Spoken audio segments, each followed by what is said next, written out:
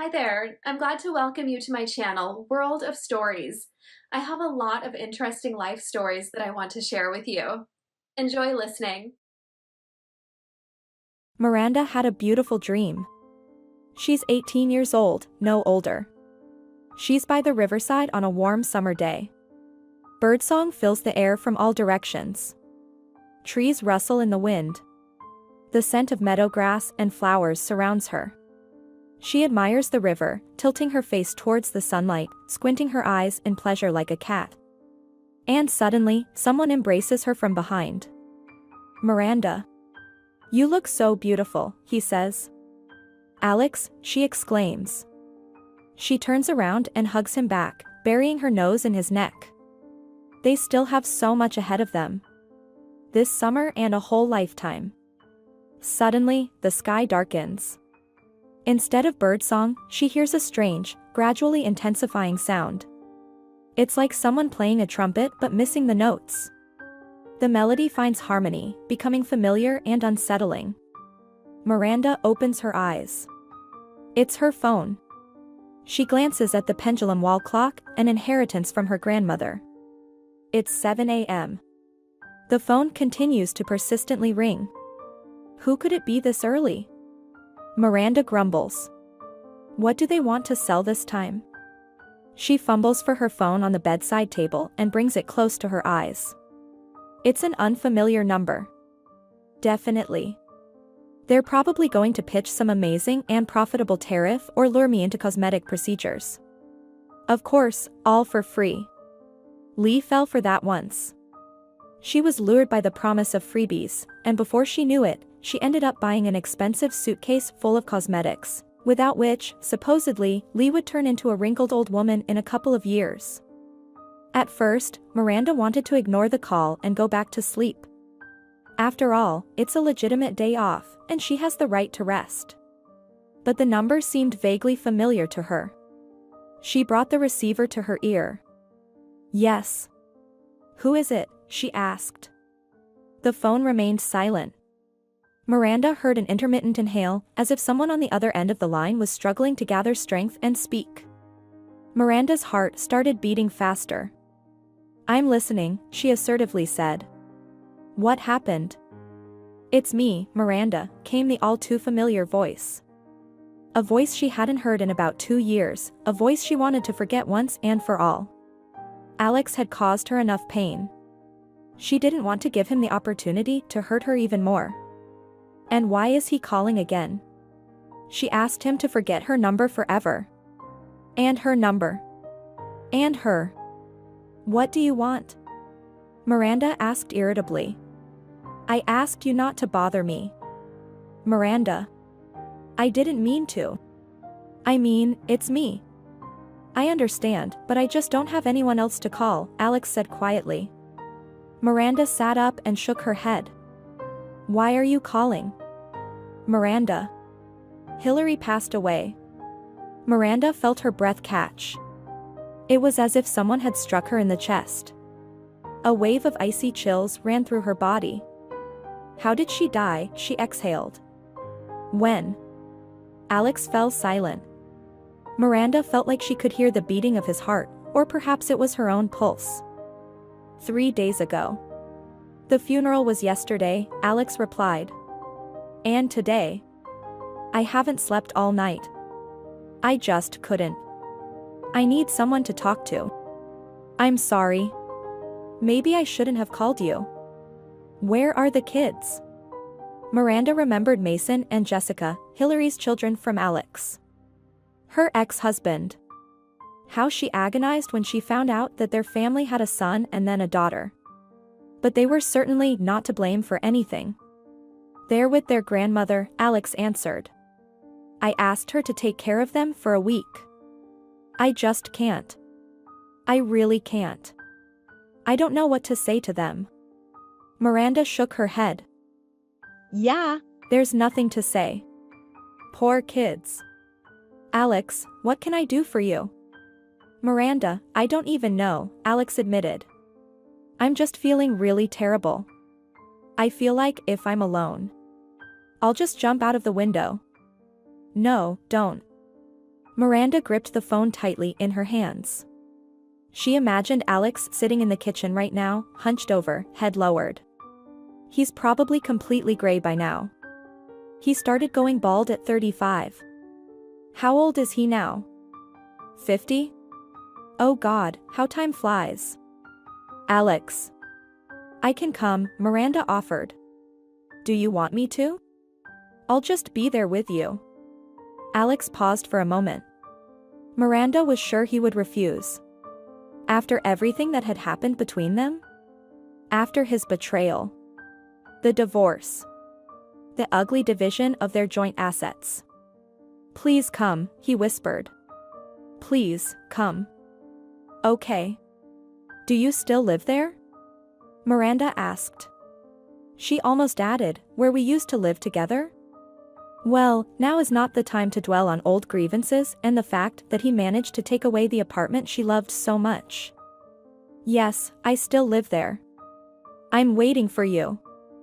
Thank you. You're real, he said. Alex hung up the phone. Miranda sat on the bed for a while, trying to cope with her emotions. She started trembling, as if someone had poured cold water on her and forced her out into the freezing cold. Why did she offer to come? Mother Teresa, she found herself. Lee was right. Miranda always acts first and thinks later. And in general, good intentions pave the road to a rather hot and uncomfortable place. I'm 45 years old, and I still haven't learned to say no, Miranda thought with regret. Whether it's helping someone at work and then realizing she's doing someone else's job for free, even without gratitude. Or lending large sums of money and feeling too shy to ask for repayment. The elderly neighbor once asked her to buy a loaf of bread, and what happened? Now Miranda runs to the store for her every day. Sweetie, it's not hard for you, is it? I'm old, my legs hurt. It's probably going to rain tomorrow. And I really feel like having something sweet right now, the old lady would complain. And no matter how tired Miranda was, she obediently dressed up and went to the store. In the rain, in the snow. She scolded herself and berated herself for being weak-willed. Yes, how can you refuse an elderly person? Well, you just can't. Miranda promised herself 100 times to change. To learn to say no to people. To put them in their place. But it never worked for her. Maybe it's the result of her grandmother's upbringing. Her grandmother would constantly say, a good person always thinks of others. I am the last letter of the alphabet. Miranda.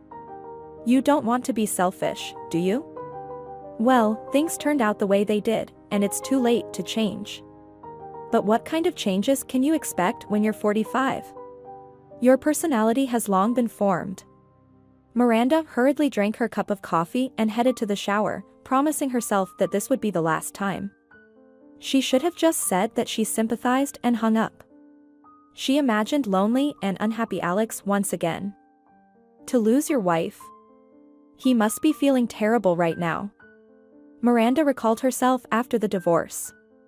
She was certain she wouldn't survive. That the pain would shatter her heart. They say it happens.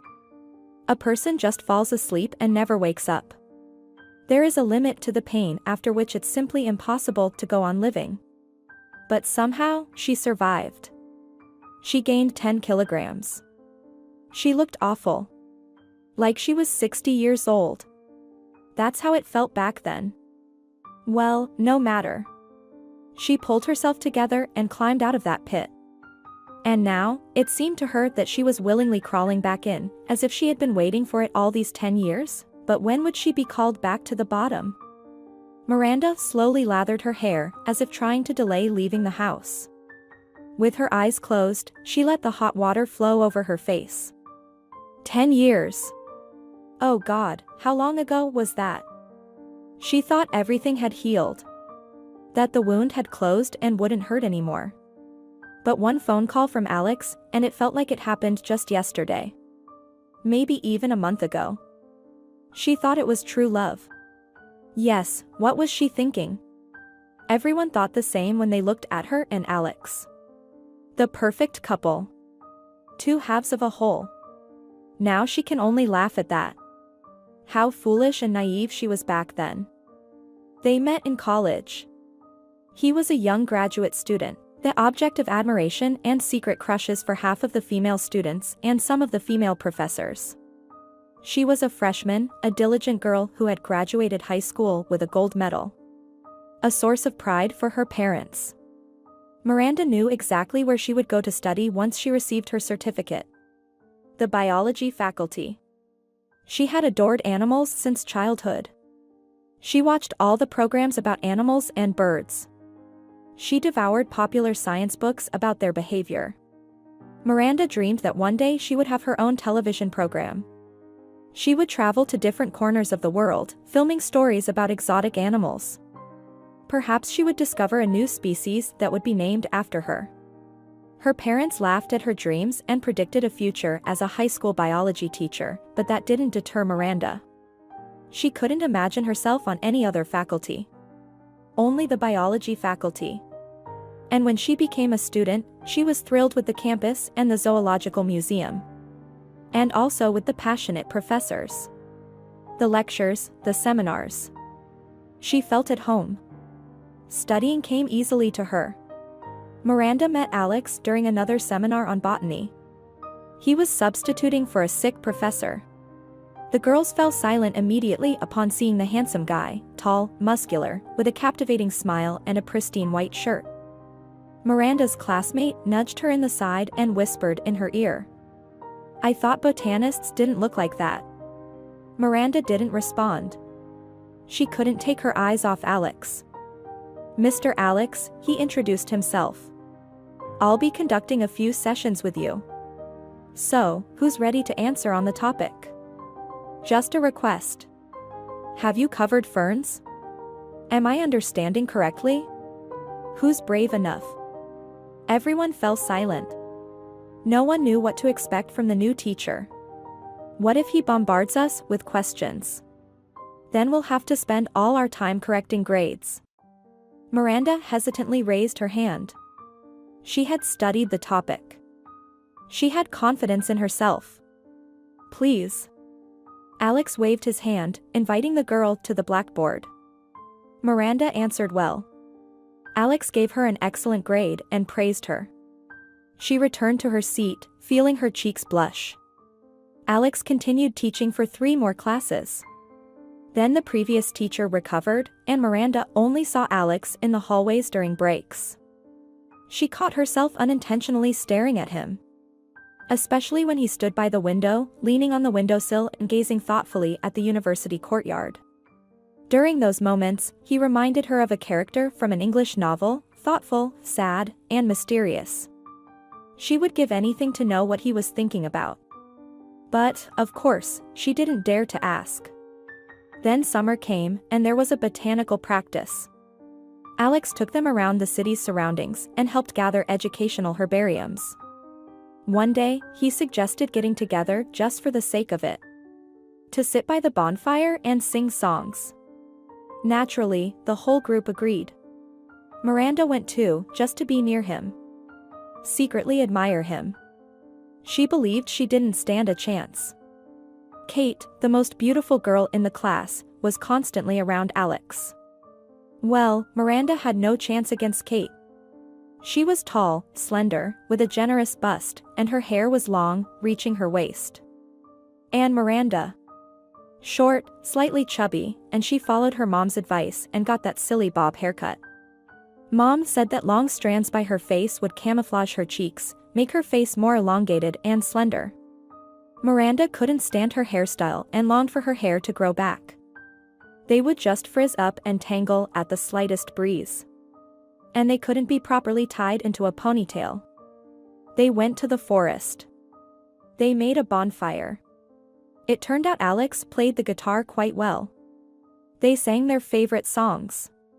Miranda's heart almost leaped out of her chest when she saw Kate getting closer and closer to Alex, and even daring to lay her head on his shoulder. When Kate kissed Alex's cheek for the first time, Miranda couldn't take it anymore. She got up and walked deeper into the woods. She wanted to cry. Cry out of sorrow. Why is life so unfair? Why are some people born beautiful? Everyone likes them? They don't have to do anything to attract guys. Miranda had to restrict herself in food. Pick clothes that would hide her small tummy. Rub some unpleasant-smelling oils into her hair, hoping they would finally grow back. She reached a clearing, sat down on a stump, and stared at the starry sky, resting her chin on her palms. "Hey, why are you sitting here alone?" someone asked from behind her. She turned around and couldn't believe her eyes. Alex was approaching her. Yeah, Just felt like it, Miranda blushed. "The sky is so beautiful." Alex approached her and smiled. "Yes. It's beautiful. See? That's the Big Dipper, it looks like a ladle," he said. "I see." Miranda nodded. "My dad taught me how to find constellations when I was a child." "And what other constellations do you know?" Miranda showed a few more constellations and even recalled a couple of interesting facts about the stars within them. Alex listened and nodded as if he was really pleased with what he heard. "You're interesting," he said thoughtfully. "I thought no one was into this anymore." "Why?" "My dad even has a telescope. We used to go outside the city at night and observe the moon." Miranda shyly smiled. "I think there's nothing more beautiful than the night sky. I look at it and wonder. Those are stars. Many of them, like our sun. But what if there's life out there too? I wish we could find out." "Well, to be honest, I think about that a lot too, since I was a child," Alex admitted. They talked for almost an hour. The other kids went looking for them and found them. They sat together on a log and looked at the sky. And they talked and talked and talked. Miranda's head was spinning with happiness. She thought she would wake up any moment and realize it was just a dream. But she didn't wake up. And he was right there. She could feel the warmth of his body, his scent, and she wanted it to never end. They walked back to the bonfire with the rest of the group. Kate looked unhappy. No wonder, Alex chose her and not some Miranda. But then she noticed that Alex put his warm jacket around Miranda. Kate's face distorted with unhidden anger. But Miranda didn't care. The most important thing was that he paid attention to her, and now everything would be fine. She couldn't imagine that after this conversation under the night sky, they would remain as student and teacher in their relationship. She simply couldn't. Alex started to court Miranda, at first secretly. He could approach her during a break and slip a chocolate bar into her hand. He would meet her after university and walk her home. And a couple of times, he helped her with writing a paper. Miranda fell deeper and deeper in love. Then he invited her to his dacha without his parents. They went to the river. She stood there, watching the water, while Alex changed clothes behind the bushes. Then he approached her, hugged her, and whispered in her ear. "You're so beautiful to me." She hugged him back, and they kissed for the first time. Miranda realized it was serious. And that she would love Alex for the rest of her life. How could she not love him?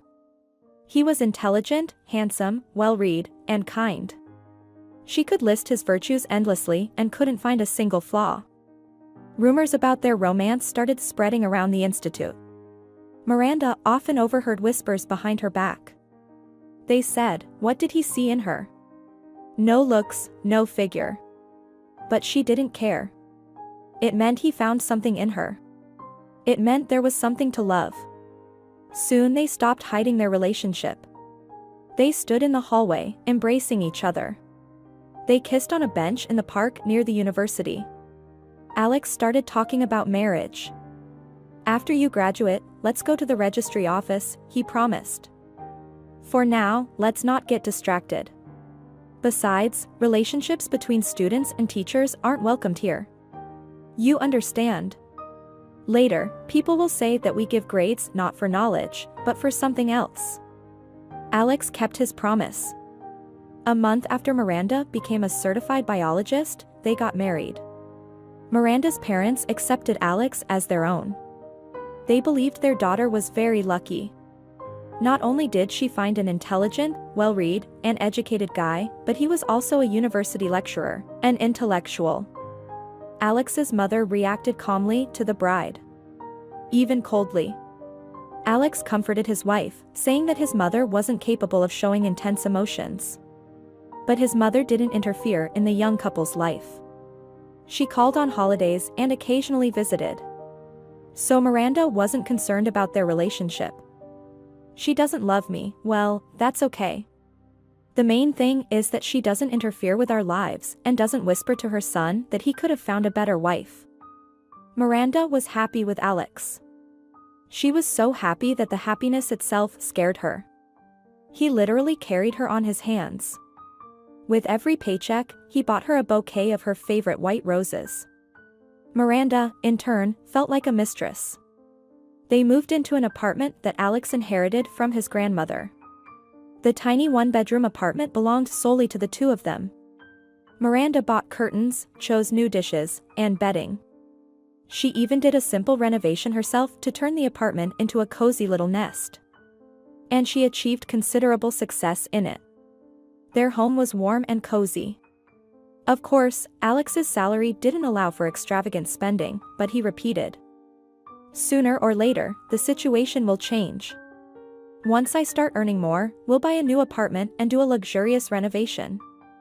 It will have everything you want, he promised. Miranda doubted that her husband would become a millionaire. The salary of a university lecturer left much to be desired, but she didn't need wealth. The most important thing was to have her beloved by her side. What else could she wish for? Miranda also found a job for herself. She became a tutor, preparing high school students for entrance exams. Most of her students were aspiring medical university students for whom biology was a major subject. It turned out Miranda was excellent at explaining complex material in a simple way. Her reputation spread throughout the city, and within a year, there was no shortage of students. She even earned more than her husband. Of course, Miranda never let herself talk about it. Why damage his self-esteem? He was in his rightful place. He loved his job and was about to defend his doctoral dissertation. Her role was to be a reliable support, and she excelled at it. However, the situation didn't satisfy Alex. He dreamt of big money and wanted to live without denying himself anything. Teachers earn less than janitors, he grumbled every time his paycheck arrived. It's unacceptable. No respect. Darling, what can we do? Miranda sighed. We have to endure it. Maybe the situation will change. But the situation didn't change. And Alex decided to leave the university and establish an educational center for entrance exam preparation. Group classes. University teachers. Top-level material, he dreamt. I know people who are ready to work with us, including those from the chemistry, physics, and philology departments. We just need to find a place and plan everything. He was consumed by this idea, and for a while, he could only talk about the future center. It scared Miranda a bit. She was afraid that Alex wouldn't succeed. Especially since he mentioned that they needed initial capital, which could be obtained by selling their apartment. Upon hearing her husband's suggestion, Miranda was horrified. But where will we live? On the street, she exclaimed. Why on the street? Alex waved his hand. His eyes were burning, his cheeks flushed. Miranda understood. He had thought it all through and wouldn't entertain objections. At my mother's place. She has a 3-bedroom apartment. We'll fit in there. And when the center starts working, we'll buy a new place. I calculated it. It will take us about a year. But what if people don't come to us? Miranda objected. If we spend the money and nothing works out? We need a backup plan. Don't you trust me? Alex frowned. Do you think I'm an idiot? I've thought it all through. I've studied the market. This idea simply can't fail. Besides, we won't have any competitors. In the city, there are only private tutors who charge a lot of money. You know that. We'll offer lower prices. We'll aim for a wide audience. We just need to invest in advertising, and then it will all work out. Miranda hesitated for a long time. She was plagued by doubts. Sometimes, when she thought about her husband's idea, she even started crying. And no wonder. They could lose the apartment she loved, the one she had worked so hard to make comfortable. But in the end, Miranda decided to go along with Alex. She believed she had to trust him and be by his side, in good times and bad. They sold their apartment and rented a space in the city center. They paid for advertising and soon got their first students. At first, the business was slow to grow, but over time, they attracted more and more students. Alex started to earn decently. Miranda had to live with her mother-in-law for only a year and a half. However, during that time, she lost almost half her weight, developed a nervous tic, and even developed gastritis. Ms. Laura, Alex's mother, openly disliked her daughter-in-law. Accustomed to warm relationships with others, Miranda found it very difficult to endure her endless nitpicking. Ms. Laura often hinted that Miranda ate too much and needed to lose weight. She would say this every day, at breakfast, lunch, and dinner. The piece of food wouldn't go down Miranda's throat. She quietly pushed her plate away and left for her room. Ms. Laura didn't like how Miranda cooked either. She didn't openly discuss it, but when her daughter-in-law prepared something, she refused to eat it altogether. If Miranda happened to be in the kitchen, Ms. Laura could open the pot, wrinkle her nose in disgust, and disdainfully shrug her shoulders. Miranda understood it all but remained silent. What could she say? She didn't have a choice. Her parents had sold their apartment and bought a house in the countryside, 3 hours away from the city. She couldn't live with them. Every day, she worked at Alex's center, teaching chemistry and biology. And she endured it, trying not to pay attention to her mother-in-law. Miranda didn't complain to her husband. What would be the point? It would only upset him. Besides, he saw how his mother behaved. And if he didn't say anything, it meant he saw no reason to intervene. Alex's business quickly picked up. They started saving for a new apartment, and Miranda took on more and more students, trying to bring the moment closer when they could move out from her mother-in-law's place. Ms. Laura would grumble when Miranda stayed late at work, saying that she couldn't even manage to tidy up the room assigned to her by her mother-in-law or prepare lunch for her husband. According to her, Miranda only ate what her mother cooked. And if Miranda stayed home to clean, do laundry, and prepare meals for several days in advance, Ms. Laura would still find fault with that. "I'm surprised by you.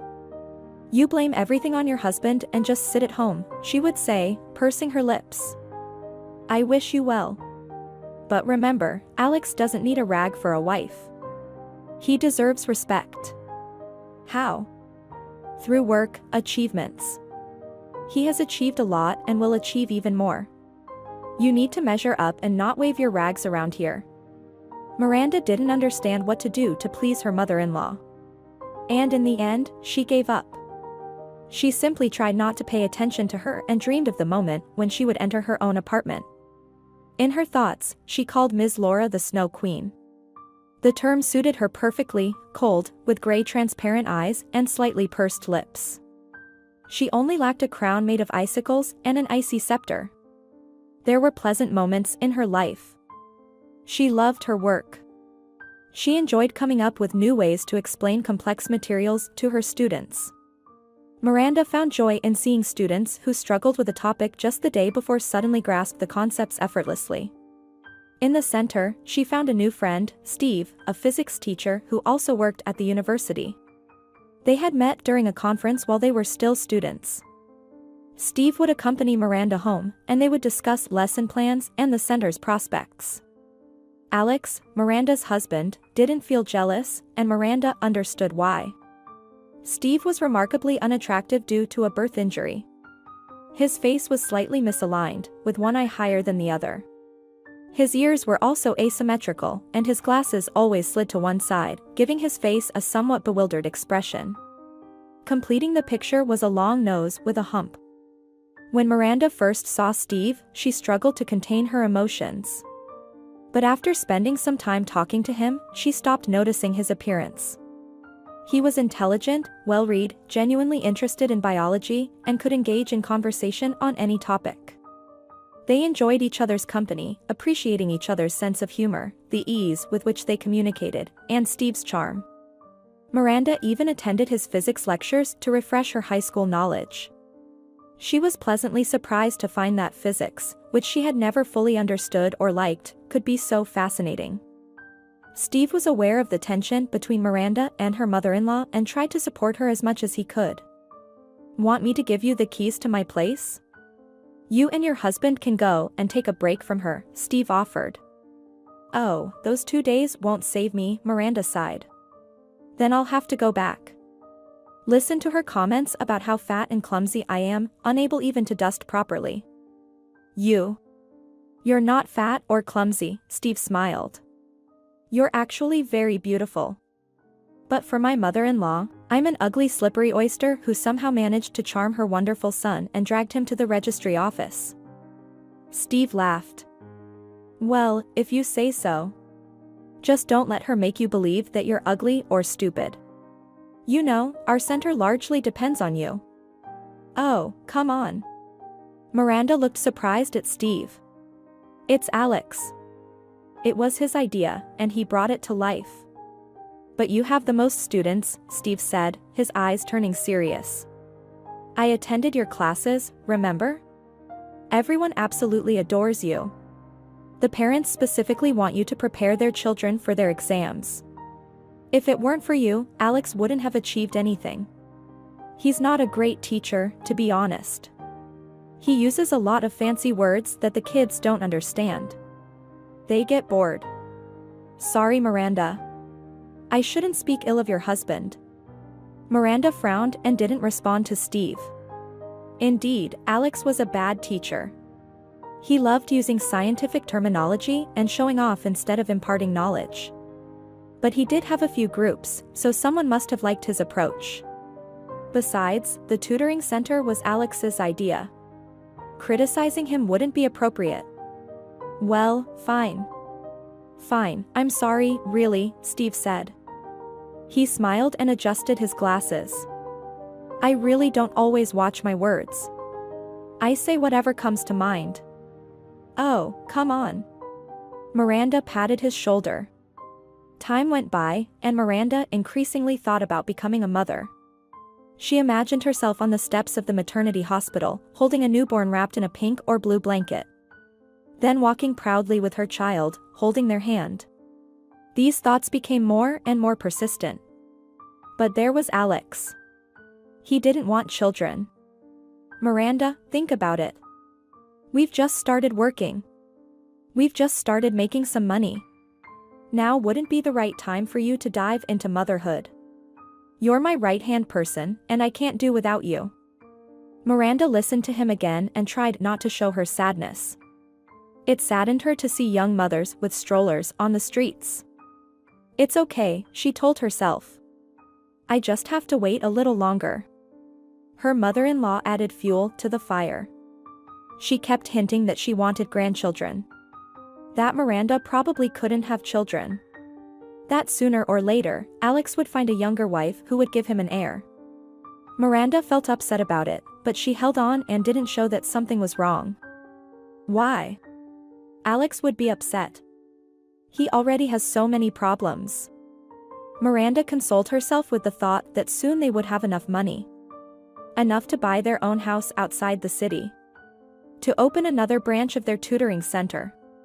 To save enough on a bank account for a secure future. And then her dream would definitely come true. But for now, she had to work and work more. Miranda turned 34. She started to seriously worry that she wouldn't have time to have a child.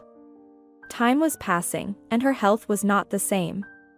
Money gradually stopped bringing her joy. She could afford to buy anything she wanted. Any clothes, cosmetics, shoes. She regularly visited a cosmetologist. She even joined a gym, but it didn't make her happy. She had a strange feeling of emptiness. Her husband was good, they had their own business, a beautiful home, but something was still missing. And she knew what it was. She was missing a child. A little one who would call her mom and Alex dad. But where would he come from? Alex was always busy. He would come home late and completely exhausted.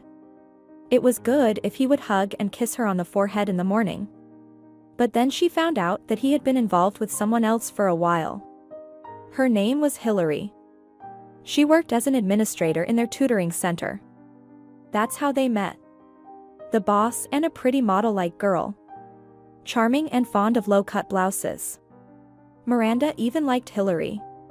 She always smiled, fulfilled any tasks, complimented Miranda, and once even said that she envied her.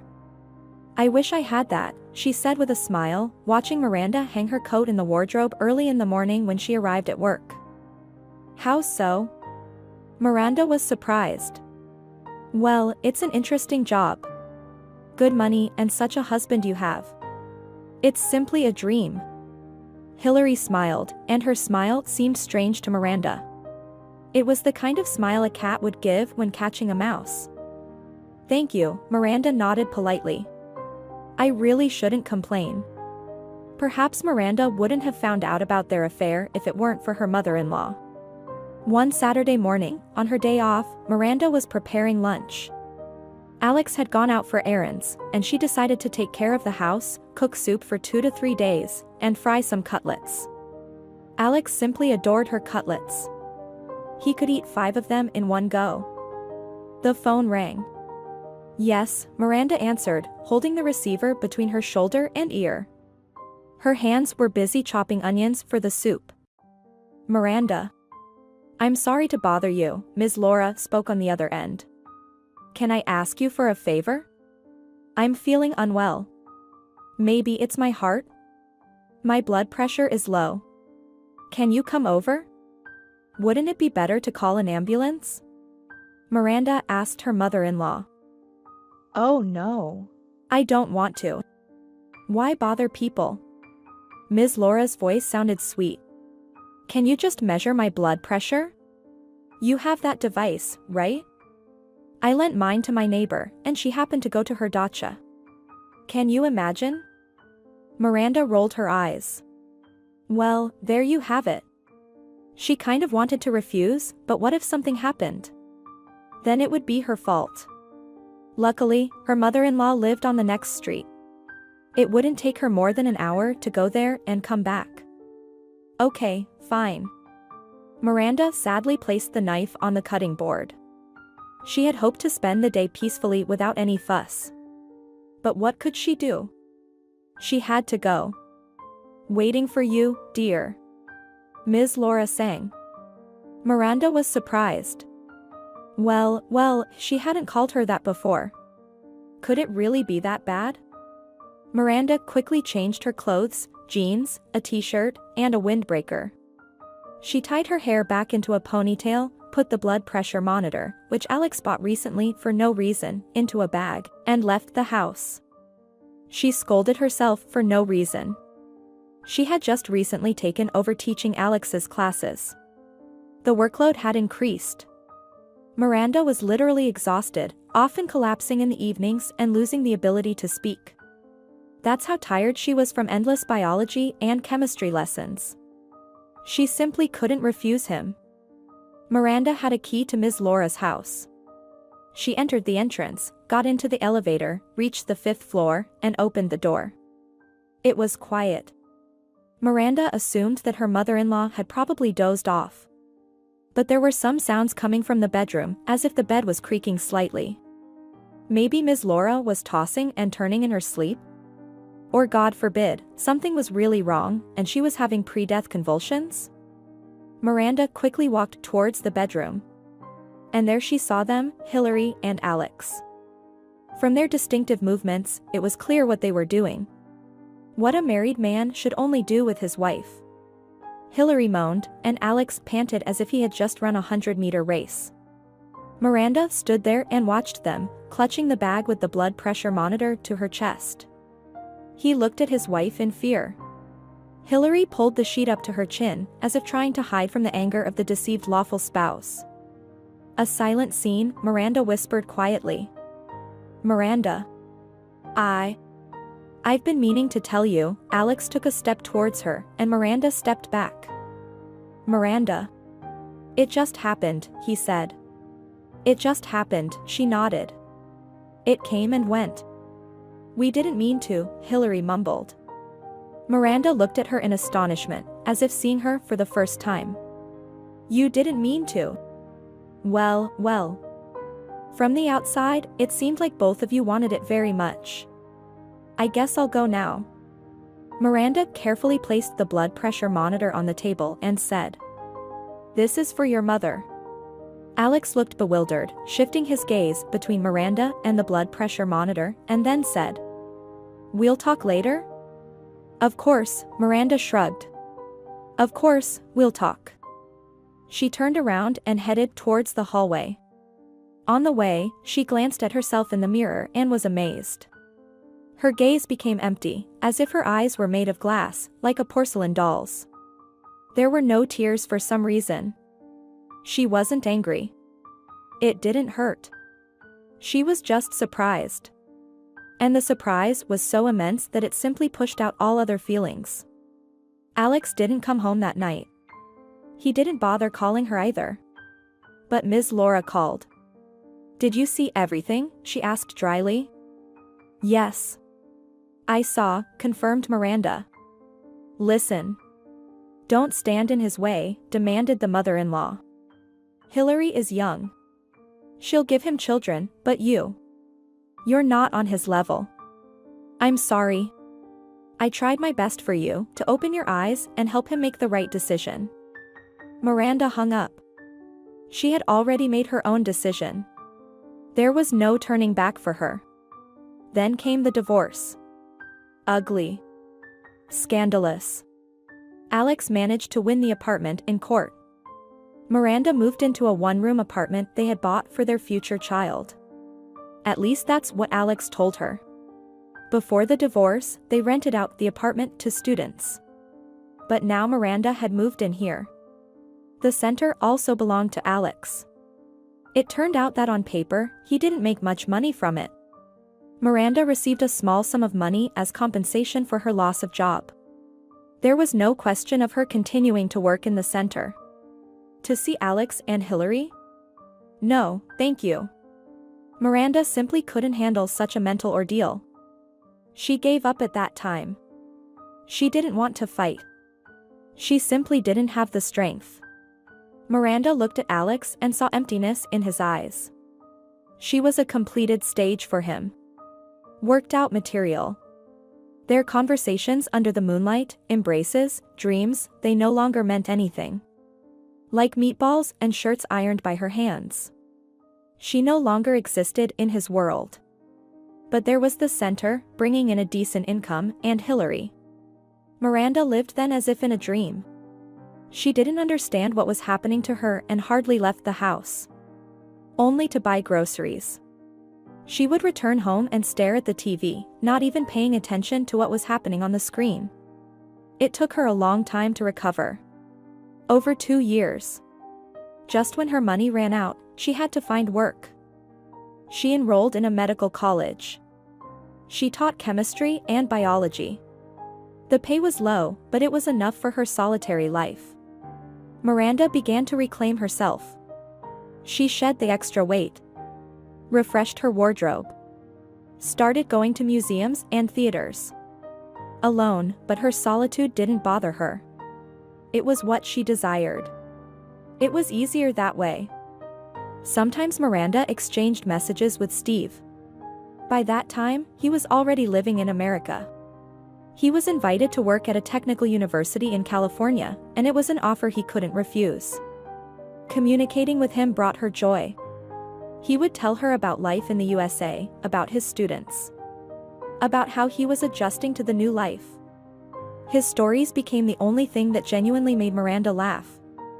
Then Steve married an American woman, and they started communicating much less, but Miranda was still very happy for him. Although she missed him terribly. Steve had found happiness, and she knew he deserved it more than anyone else. The news of the birth of Mason, Hillary and Alex's son, threw her off balance for a while. And a year later, their daughter Jessica was born.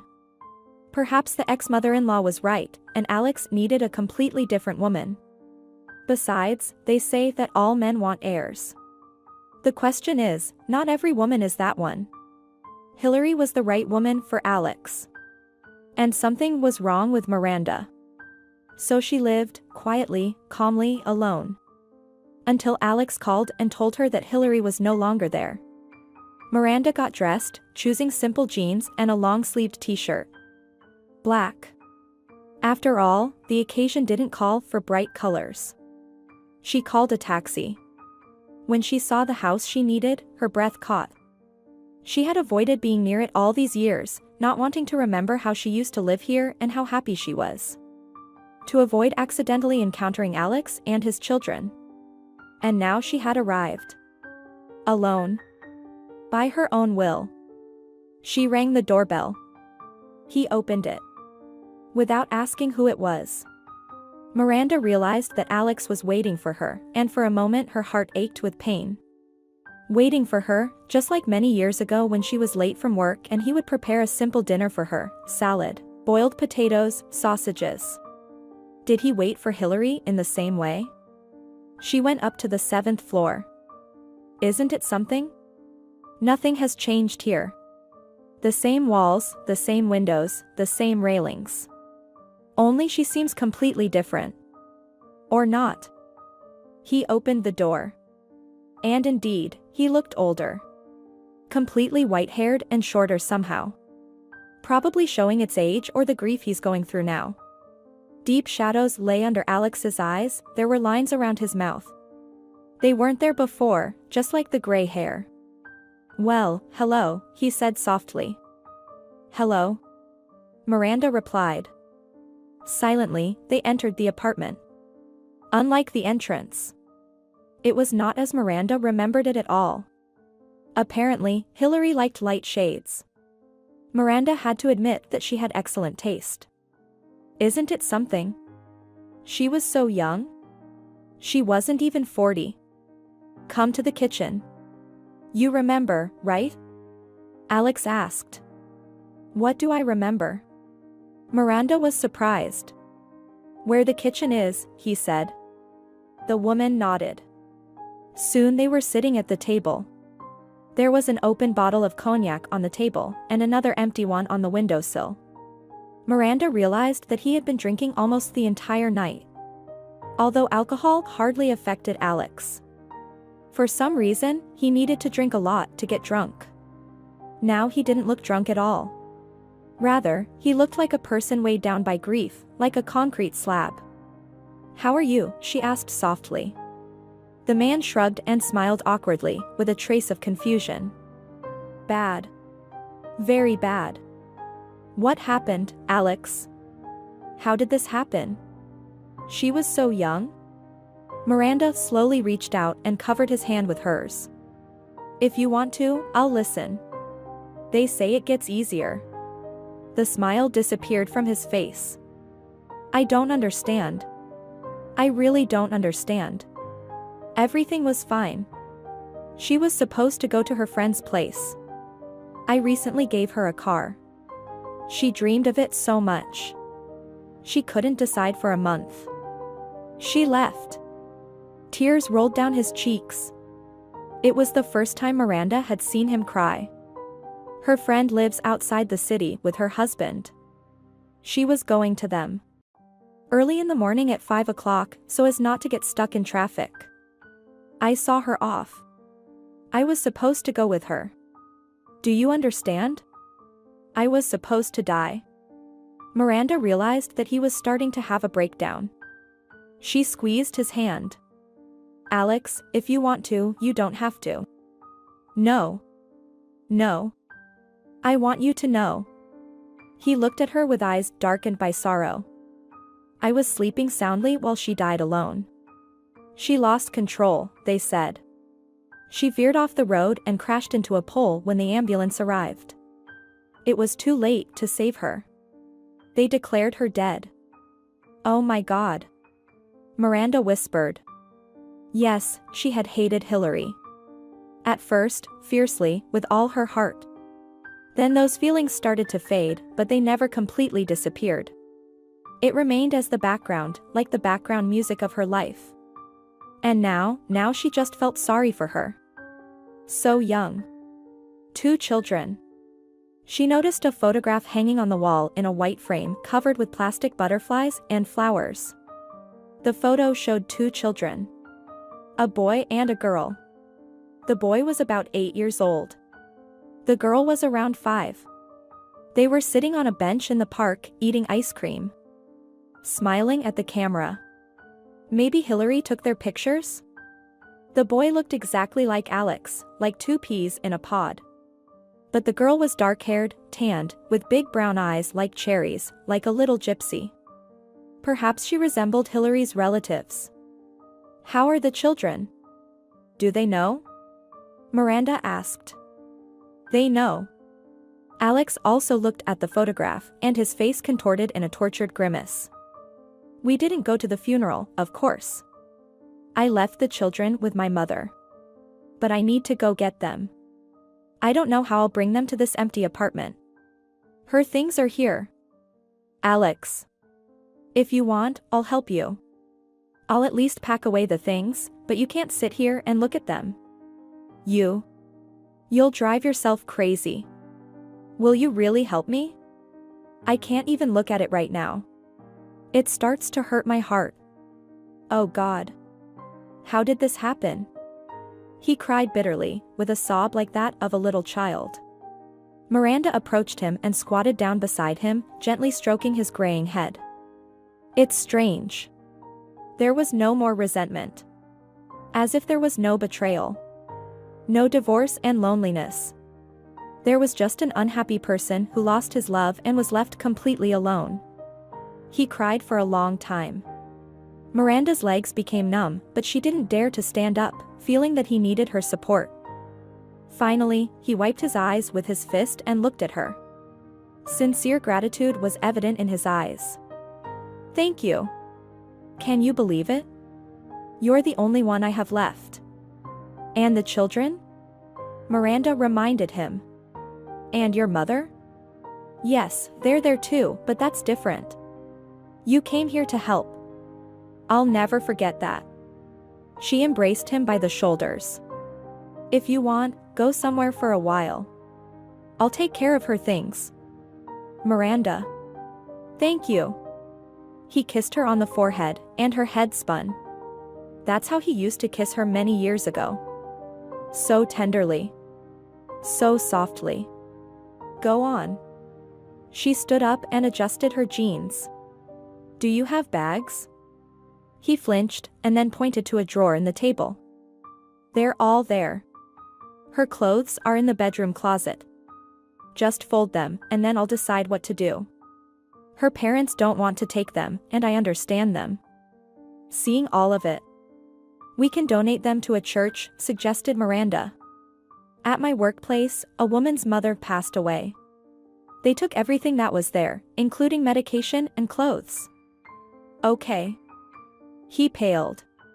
Apparently, the thought of his wife's belongings ending up with strangers caused him pain.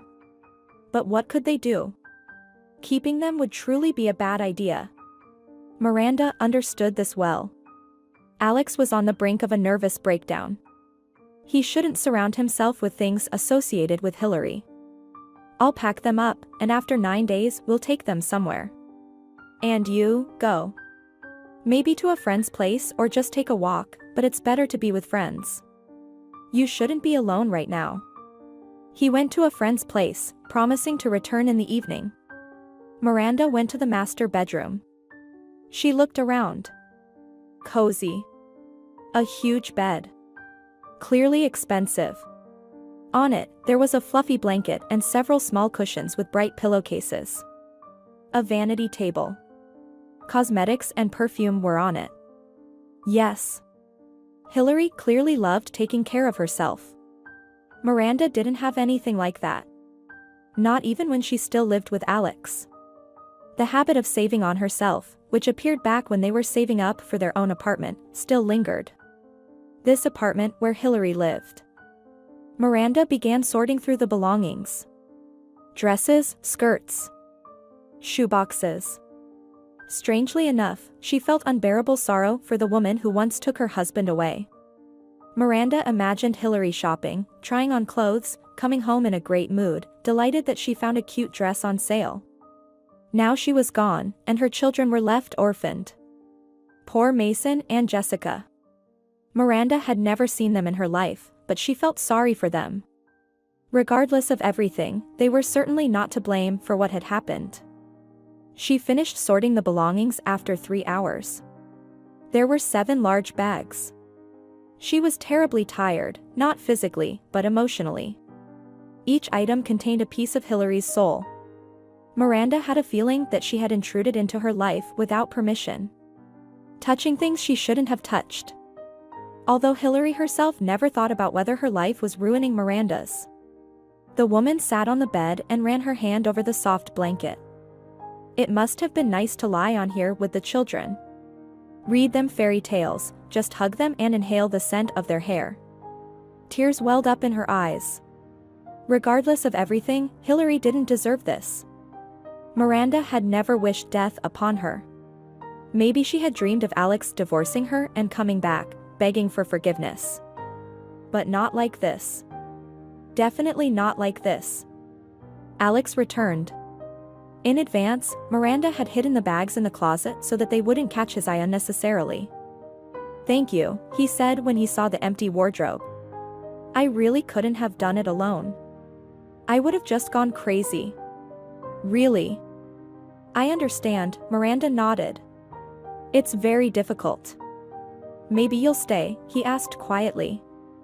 "I couldn't sleep all night. I just can't. I imagine waking up. No one next to me." Miranda pondered. She didn't want to stay, but he looked so miserable. He seemed to have lost weight. Leave him alone? What if he does something to himself? Miranda decided to agree with the idea that she was doing this not for Alex or Hillary, but for their children. She slept in Jessica's room on the child's bed. She liked the children's room. She had always dreamed that one day she would have her own little ones and their room would be just like this, with bright wallpaper, drawings, and lots of toys on the floor. The dolls are probably Jessica's, right? And the toy cars? Mason plays with those. How will the children cope with all of this? Will Alex have enough strength to raise them alone? Of course, he has his mother. But Miranda once called her the Snow Queen in her mind. It's unlikely that she will have enough warmth in her heart to replace their mother. But who can ever replace a deceased mother for a child? Who? The next day, Alex looked much better. He had rested. His gaze became clear, and the lines around his mouth seemed to have smoothed out. Miranda wanted to go home, but Alex convinced her to stay and have breakfast together. She prepared a simple breakfast, vegetable omelet and coffee, just like in the good old days. Alex sighed when he saw Miranda standing by the stove. "I'm sorry. I've made so many mistakes. Let's not talk about it, at least not now," she requested. "I think we can discuss it later, when some time has passed." "You're right." He sat at the table. "So much confusion in my head. I don't even understand what I'm saying. When will you go to pick up the children?" "Huh?" Miranda placed a plate in front of him. "They probably want to go home, right?" He darkened again. A deep vertical furrow appeared on his forehead. "Miranda. I'm scared. What if I can't handle it alone? And what will I tell them? I can't imagine. How do I do it now?" "Alex. You can't leave them with their grandmother." Miranda felt her anger rising. Why is a grown man behaving like a child? "It's hard for me," Alex retorted. "Can you at least imagine what I'm feeling? I lost the person I loved." Miranda felt like throwing the omelet plate at him. Yes. She can very well imagine it. He left her all alone once, choosing a younger and more beautiful woman. "I understand," she replied patiently, "but right now the children need their father." He closed his eyes, as if trying to gather his thoughts. Yes. Yes, Miranda. You're right. Damn it. I really have to do this. Pick them up. But what do I tell them? How do I explain that their mother is no longer here? There's so little. Miranda sighed. Before her was a broken man, unsure of how to move forward in life. And she was angry with him, wanting to leave him alone with his grief. Alex. I have the day off today. I can go with you. Just say that I'm your old acquaintance from university. You won't even be lying. She looked at the photograph again, where the smiling children were captured. This wasn't for Alex. It was for Mason and Jessica, who had lost their mother. Miranda. I can't ask you to do this. Alex pushed away the plate of omelet. I'm sorry, he choked. Alex, it's okay. I'm ready to help you, Miranda repeated, her gaze fixed on the photograph. Sweet, little ones just beginning to live. She had to help them. She just had to. Thank you. I don't deserve you, Alex barely whispered. They drove to the Snow Queen's house. Miranda decided to wait in the car. She didn't want to cross paths with her former mother-in-law. She waited in the back seat, feeling her palms sweating with nervousness. She had never seen Hillary's children, and she didn't want to see them, to be honest. She didn't even know what they looked like. What would she say? How would she comfort them if they started crying? She had never become a mother herself, and she had no experience with children, except for her students, who were no longer kids. Finally, Alex appeared. He led the children by the hand. Jessica walked with her head down. Mason was telling his father something. The man opened the car door. Meet my old acquaintance. Her name is Miranda. She really wants to meet you. Mason nodded politely. Hello. I'm Mason. Miranda immediately decided that he was a clever boy, smart and with such kind eyes. He was also very polite and looked so much like Alex. Jessica, who had just turned 6, simply looked at Miranda in silence and then averted her gaze. Indeed. She resembled a little gypsy girl, dark-skinned, with dark eyes. Whom did she take after? The children climbed onto the back seat. Miranda turned to them and smiled. How is Grandma doing? Good. Mason responded to her smile. We ordered pizza and had juice. Why didn't Mom come? Jessica asked. She won't come back, right? Right?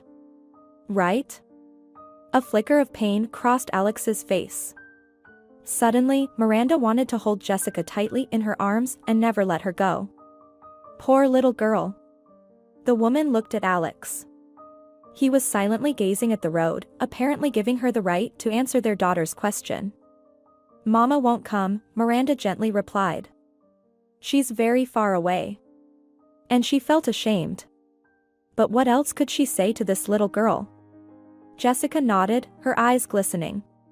Mason, who already understood what had happened, hugged his sister. Jessica rested her head on his shoulder. Miranda was struck by the fact that she wasn't crying. She just stared into space, as if seeing something that others couldn't. They drove to Alex's house in complete silence. Occasionally, Miranda would ask the children something, but only Mason responded. Jessica froze, like a frightened bunny, and sat huddled against her brother, seeking protection from him. Alex parked the car. Miranda got out and helped the children out. The man stood aside, observing them. Miranda felt that he was bewildered, as if he was frozen with grief and incomprehension. What should they do next? She herself didn't know what to do. Should she leave them? Jessica approached her father. Daddy. Let's go home. She tugged at the sleeve of his shirt. Alex weakly smiled. Let's go. Daddy, what do we have to eat? I'm hungry. Grandma only had pizza, Mason said. We don't have anything, but I'll order something now. Alex looked at Miranda with a lifeless plea in his eyes. She realized that she simply couldn't leave. She couldn't abandon them. "I'll prepare something," she promised. "Do you like chicken?" "I love it." Mason smiled. "With potatoes." That day, Miranda never went back home. She quickly ran to the store, bought chicken and spices, and prepared dinner. Mason devoured it with both cheeks full. Jessica picked at her plate without much interest. And Alex showered Miranda with compliments. "It's delicious. Just like in a restaurant." "Miranda, thank you." "Mom cooked better," Jessica suddenly said, pushing her plate away abruptly. "Daddy, I'm going to bed. Will you read to me?" "All right, sweetheart," he sighed. "Of course, I'll read to you." "Then let's go." Jessica furrowed her brow. "I want to sleep." Alex and Jessica disappeared into the children's room, and Miranda was left alone with Mason. Mason smiled and said, "It's really delicious. Thank you so much. And don't be upset with Jessica. She misses her mom." Suddenly, Mason's mouth twisted, his eyebrows shot up, and tears streamed down his cheeks. He dropped his head into his hands and began to cry bitterly. Miranda's heart ached with pain. She got up and hugged Mason, who leaned into her trustingly. She felt the wet stains of his tears spreading on her shirt. She stood there for a long time, stroking his head. Finally, Mason calmed down. He looked up at her with teary eyes and spoke in a soft, trembling voice. "I'm sorry. It's just. Jessica cries too when I cry. But I didn't cry." Miranda placed her hand on his head. "Sweetheart, it's okay to cry if you feel like it. It's not good to keep everything inside." "Yes," he nodded. "It really feels better." "I thought my heart would burst," Miranda sighed inwardly. "My heart would burst." How did this little boy find such precise words? She felt the same way when Alex left her. "It's probably time for you to go to bed too, right?" she asked. "You must be tired." Mason got off the chair. "Yes. I need to sleep. But I don't want to brush my teeth. Can I skip it?" "Tonight, you can," Miranda sighed. "But tomorrow, you'll brush them 3 times." Mason nodded seriously. "That would be fair." The children went to bed. Alex returned to the kitchen, where Miranda was finishing up the dishes. "Thank you," he said. "I wouldn't have been able to handle this without you. I really don't know how to handle things now. Jessica keeps asking questions about her mom. What should I tell her?" "We can take her to a psychologist," Miranda suggested. "It would be the right thing to do. Otherwise, it will be a lifelong trauma. Though either way, it will be."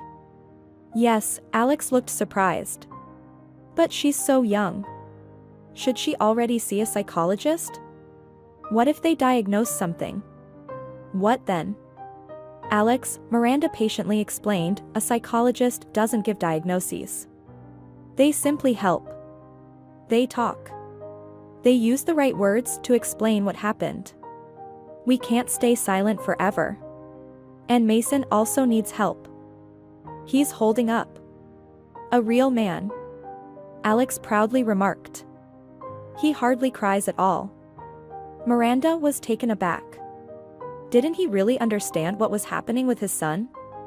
"He doesn't cry in front of you, but he's also really hurting.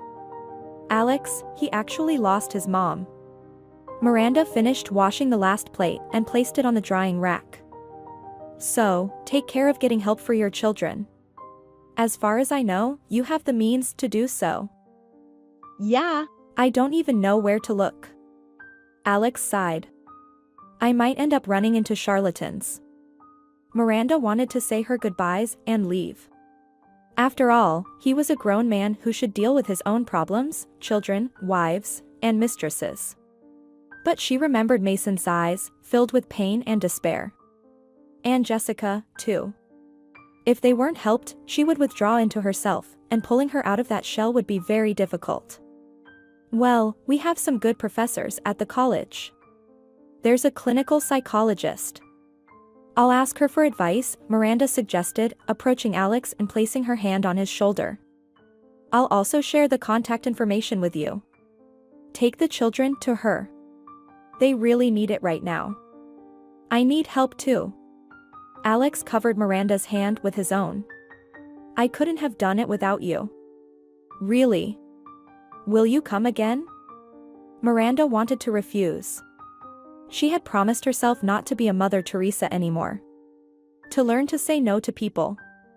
But instead, she nodded. Of course, I will. From that day on, she seemed to be living a double life. One was familiar, work, home, books. But the other reminded her of an alternative reality in which she never left Alex and gave birth to their 2 children. A boy and a girl. Alex worked a lot and came home late. Miranda would pick up Mason from school and Jessica from daycare.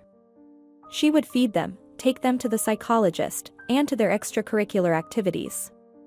Jessica took dance lessons, while Mason focused on drawing.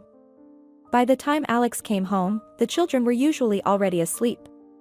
He would go into their room, kiss them goodnight, and have dinner. Then Miranda would either take a taxi home or spend the night at Alex's. He even allocated a space in the closet for her belongings. They didn't talk about what was happening between them. Miranda didn't understand. They were just old acquaintances. Or a man and a woman who wanted to recapture what they once had. Alex occasionally gave her pleasant gifts, flowers, chocolates, and once even a gold pendant. Just because, without any specific reason. But he didn't hint that he wanted to reclaim the past.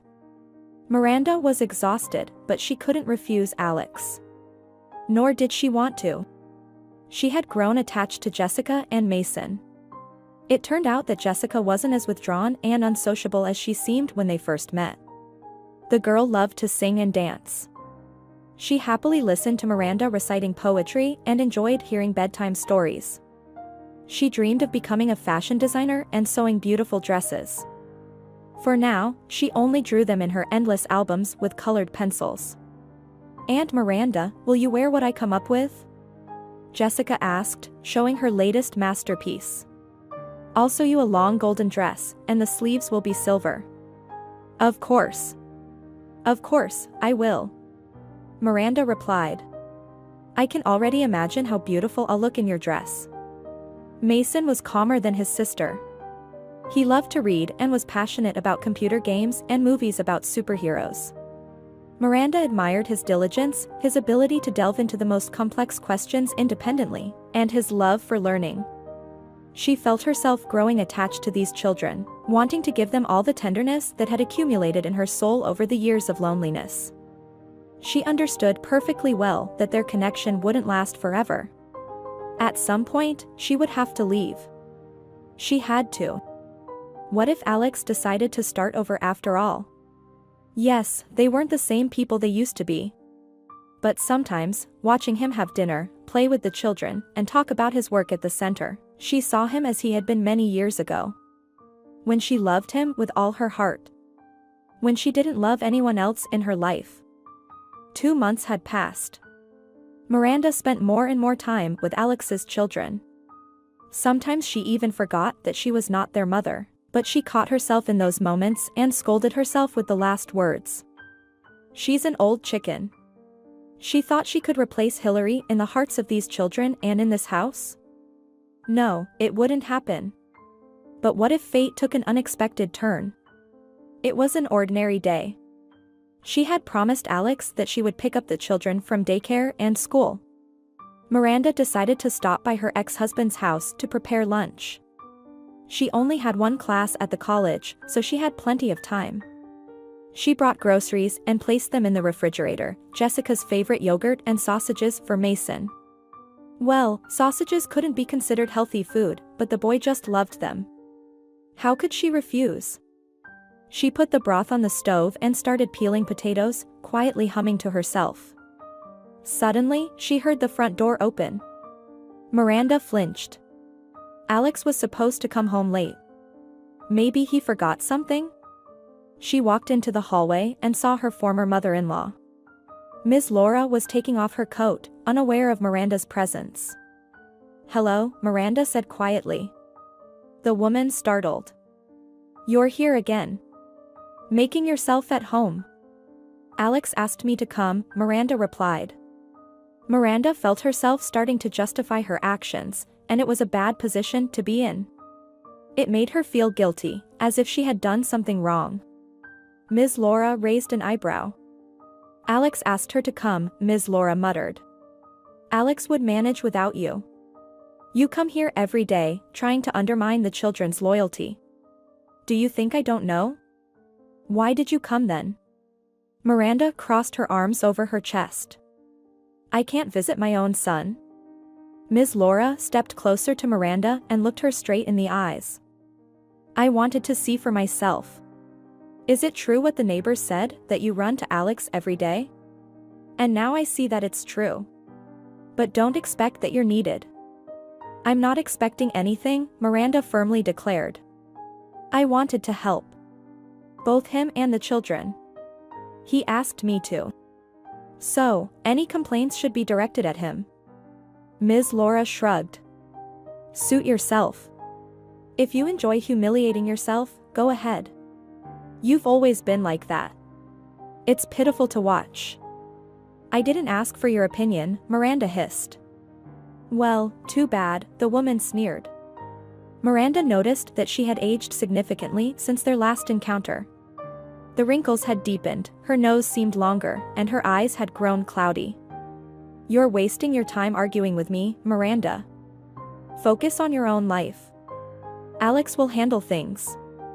I'll help him." "And why aren't you helping now?" Miranda asked.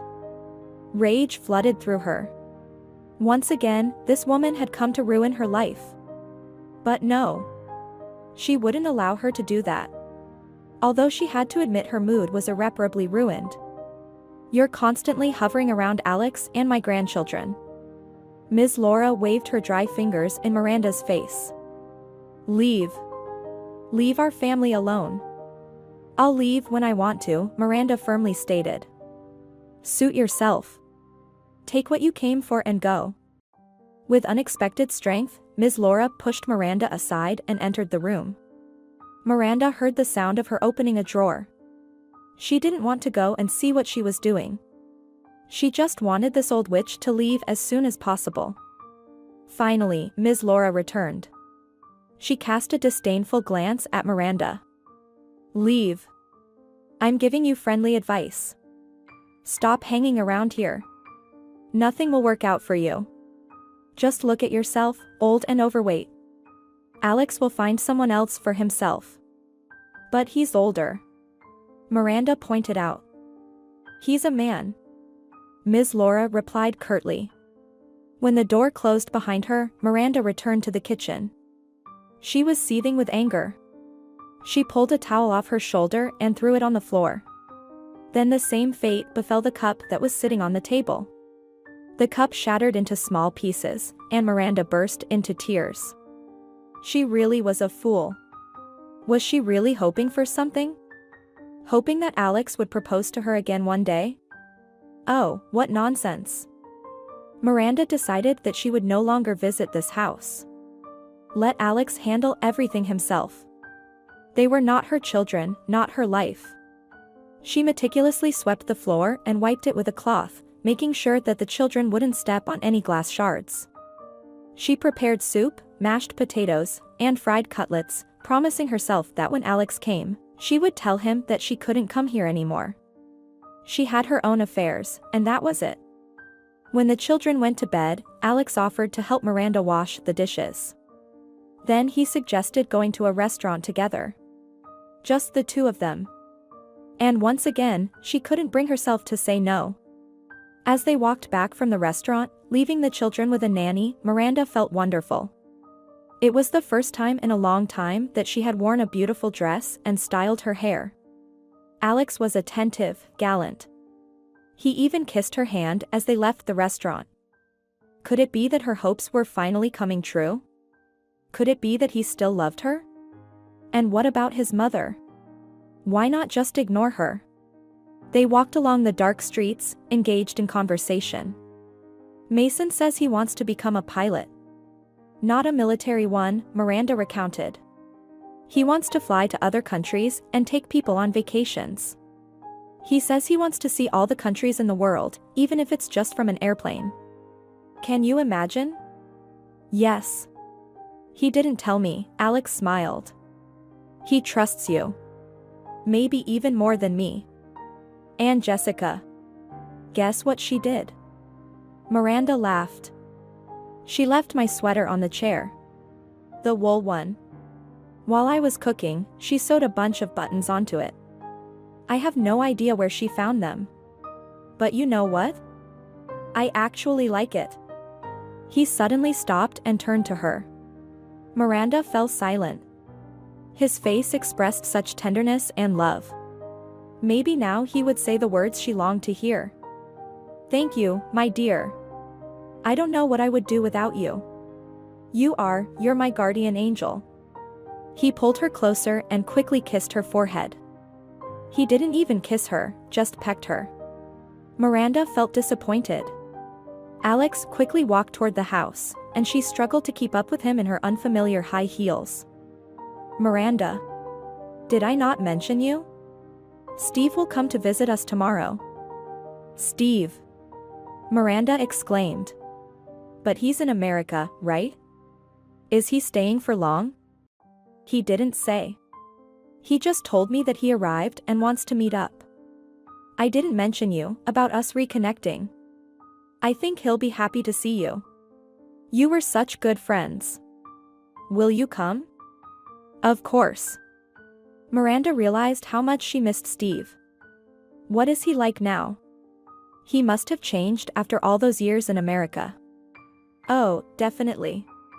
Alex frowned. At that time, I even thought you were cheating on me with him. You were always whispering together, going out for lunch. We weren't whispering, Miranda laughed. He's just an interesting person, you know. Honestly, I haven't met anyone more knowledgeable in my life. They reached the entrance of Miranda's building. Well, Goodbye. for now. Thanks again. Dinner tomorrow at 7 o'clock. I'll make it back from work in time. Can you help? We need to pick up the kids again, Alex requested. Of course, Miranda nodded. I'll pick them up. I can prepare something. No need. I'll order from a restaurant. I'll call a taxi. I'm a bit tired. You go ahead. Maybe we could come to my place? Miranda blurted out. Alex seemed surprised. No, relax. You need to get some rest. You have work tomorrow, remember? Miranda returned home feeling slightly disappointed. It had been a magical evening, and deep down, she hoped for it to continue, but the first step was taken. Maybe Alex was starting to understand who he truly needed. Gradually, his heart was thawing, and the pain was subsiding. She just needed to be there for him during this time. She just had to be patient. The next day, she picked up the children and headed to Alex's apartment. Is this Steve guy nice? Jessica asked when she learned they were expecting a guest. Will he get mad if we make noise? No, he won't, I promise, Miranda assured the girl. He's very kind. And very smart, by the way. He's a physicist. Cool. Mason exclaimed. Does he know why airplanes fly? Maybe he can explain it to me? Of course, he can. He can explain anything and knows everything in the world. At 7 o'clock, Alex still hadn't returned. Miranda tried to call him, but he didn't answer. She began to worry. Perhaps something happened at the center? Some unexpected situation? She planned to call the administrator, but before she could, the intercom buzzed in the hallway. She picked up the receiver. Yes. It's me, Steve. A familiar, painfully familiar voice echoed. Open up. Miranda pressed the button and swung the door open. For some reason, her heart raced rapidly, as if she had just sprinted 100 meters. She heard the elevator doors open on the ground floor. Her heart raced even faster. What was happening to her? Finally, she saw him. He had changed.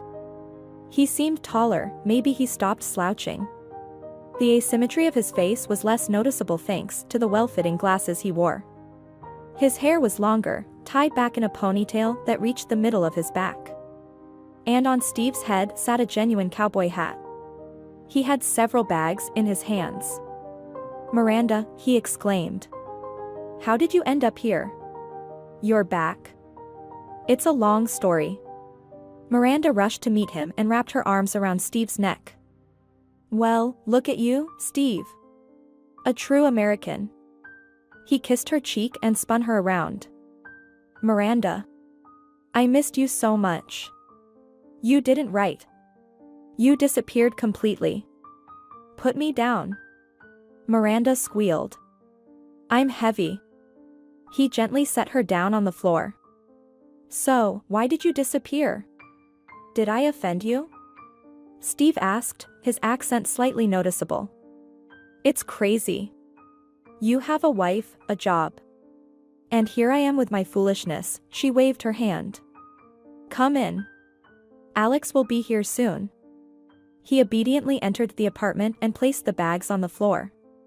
The children curiously stared at the stranger. "This is Steve. An old friend of your dad's and my friend too," Miranda introduced him. "And this is Mason and Jessica. Here you go." Steve took off his hat and placed it on Mason's head. "This is my gift to you. And for you, lovely ladies, there's something too. But first, let me wash my hands.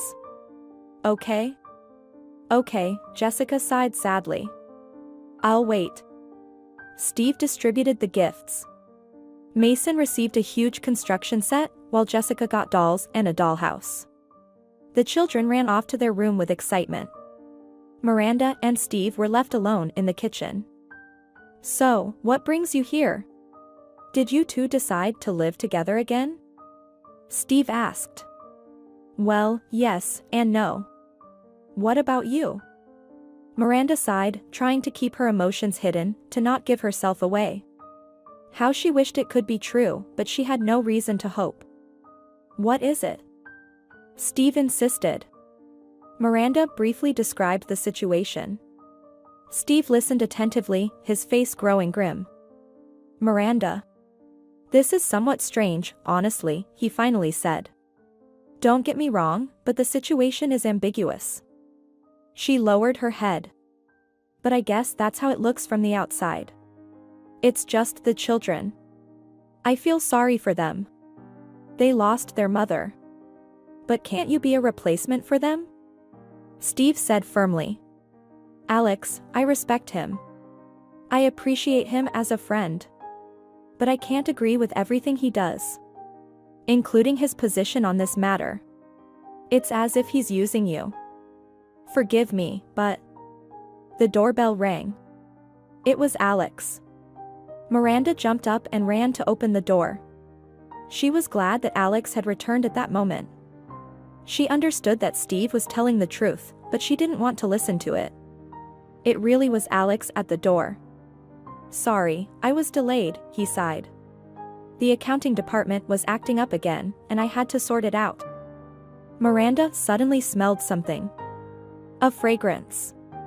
Women's perfume. She didn't use such perfumes.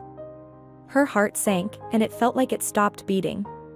Could it be that he had someone else? "Hey, buddy." Steve hugged Alex and patted him on the back. "Long time no see."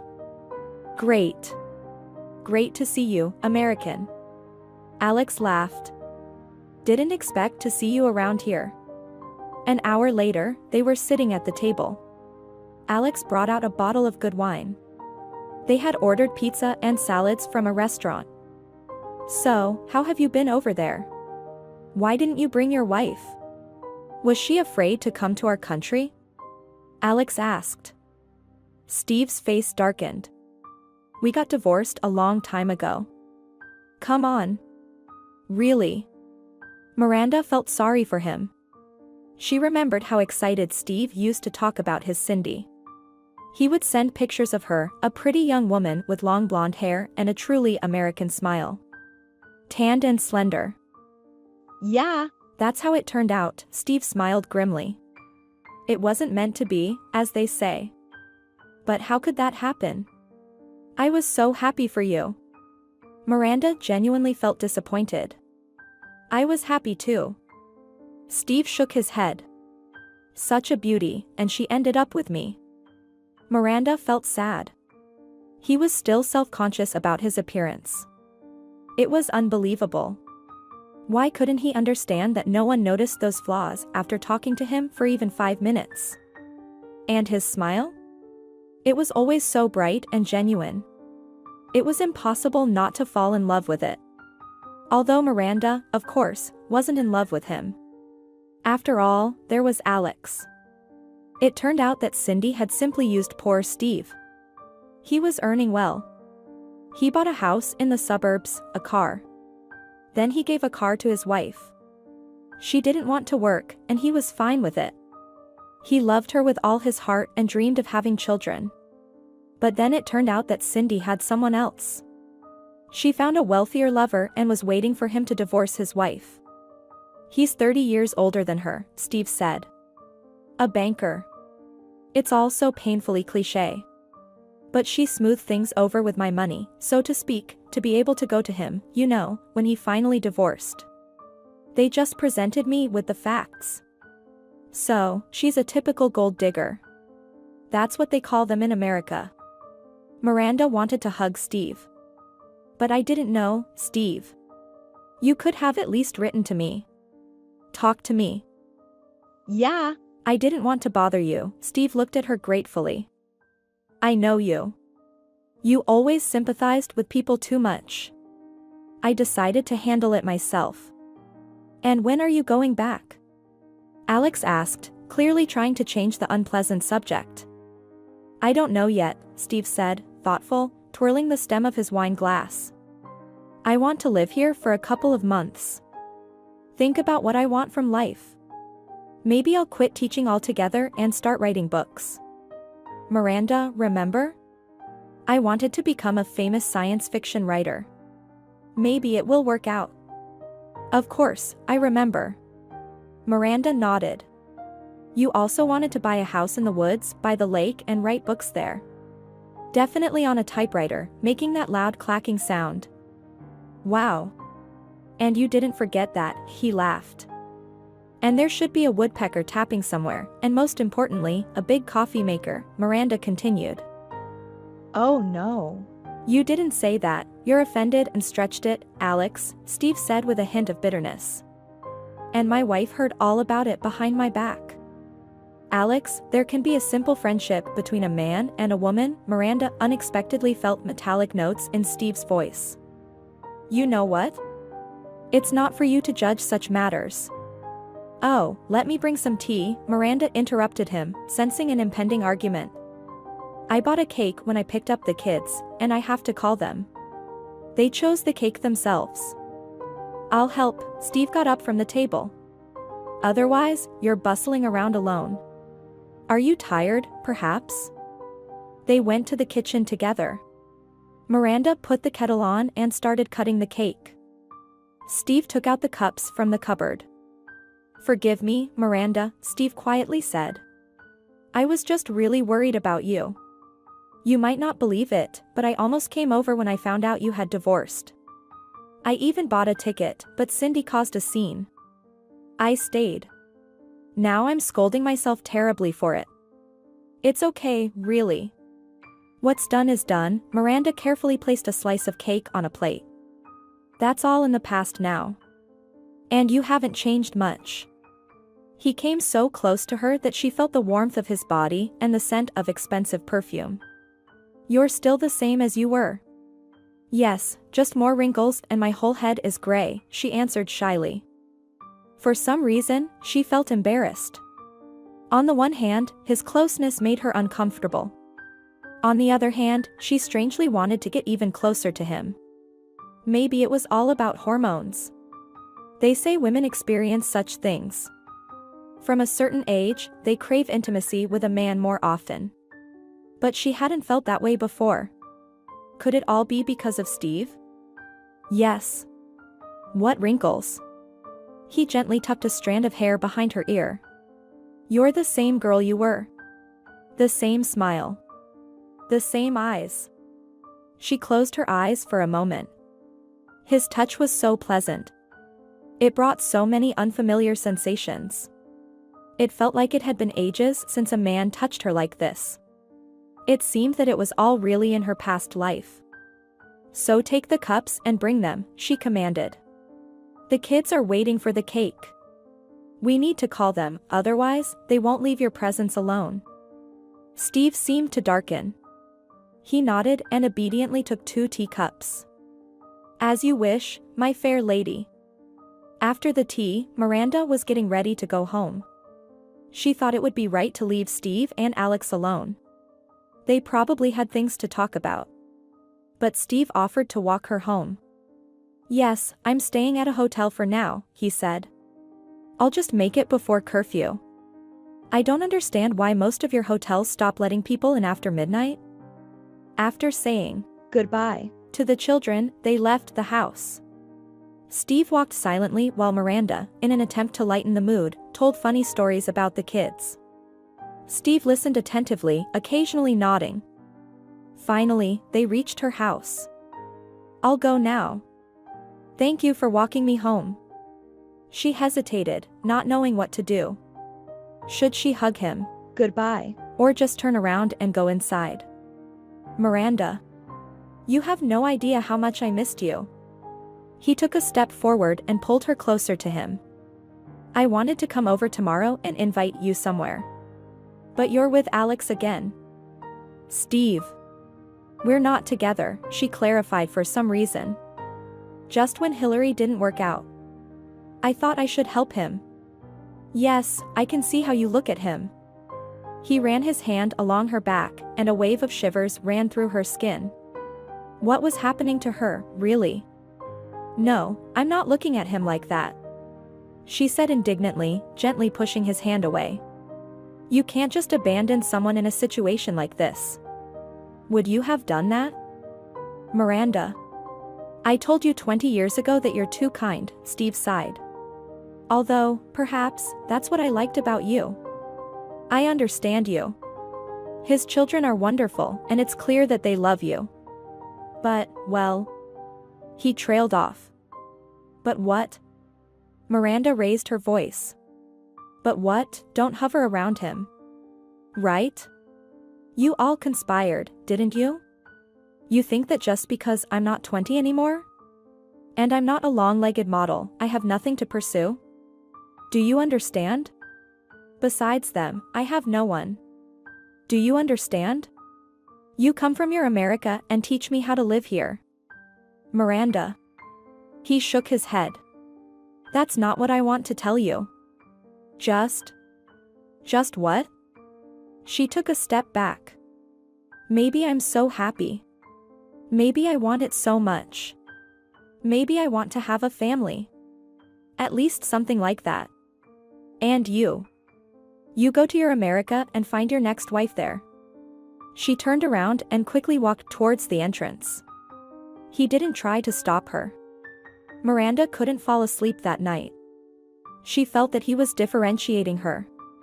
During the celebration, he gave her expensive gifts and always chose them very carefully. He remembered what she wanted. Once they were walking around the city after their classes downtown and they entered a bookstore. She saw an expensive 4-volume edition of her favorite Borges. At that time, she couldn't afford it. They were saving money with Alex for an apartment, and Steve gave her books for International Women's Day. There was another occasion. She mentioned in a conversation once that she had long wanted to buy herself some perfume. She even knew which ones, but they weren't sold in Russia. And Steve somehow managed to get them. He ordered them and presented them to her on her birthday. But Alex was never like that. He usually gave her flowers and jewelry. Although she hardly wore jewelry. Yes, she simply didn't like them. He gave what a woman should be given. He never really cared about what I actually wanted, Miranda thought. Why did he tell me all this today? She was so happy that he had come. She wanted to momentarily return to carefree times. Forget everything and just wander around the city in search of cafes and secondhand bookstores. Eat ice cream like in her youth. And now, after many years, Miranda seemed to understand what Steve was talking about. Could it be that he thought he was in love with her? She sat on the bed and shook her head. Her hair fell on her face, but she didn't bother to brush it away. No. She's definitely going crazy. An old cat. Imagining things. Hasn't she looked at herself in the mirror? And you can't hide your age, no matter how hard you try. The only joy is that she didn't gain weight. But she doesn't have a young figure. That's obvious. She thinks that Steve might be in love with her. Miranda laughed. She needed to take some tranquilizers. Or go to the doctor and check her hormones. She looked out the window. It was already dawn. She needed to try to fall asleep. She lay back on the pillow and closed her eyes. He was right. You can't always get what you want. Sometimes it's absolutely impossible. Steve decided to stay in his homeland. He said he was tired of America and would try to fulfill his dream. To start writing books. Alex invited him to the University Preparation Center, but Steve refused. He was invited to the local polytechnic and he decided that it was a more suitable job for him. Alex rarely showed up at home. He dumped all the childcare responsibilities on Miranda. She was overwhelmed. Autumn came. Either Mason or Jessica would fall ill. It turned out that the children had weak immune systems, or maybe the stress was showing. Once, when Mason had already fallen asleep, Miranda sat by Jessica's crib. The little girl had a high temperature. She had a headache. And the medicine prescribed by the doctor wasn't working at all. Jessica tossed and turned in the crib, asking for a drink, asking to be petted on the head, asking for a book or a doll. "Sweetie. How can I help you?" Miranda asked in desperation. "Do you want me to read to you? Sing a song?" Jessica shook her head. "No. No. Can we have a hug?" She reached out her arms to Miranda. Miranda tightly embraced the little girl and held her close, feeling her body burning with fever. Jessica rubbed her head against Miranda's shoulder, like a kitten, and whispered, "Can I sometimes call you Mom?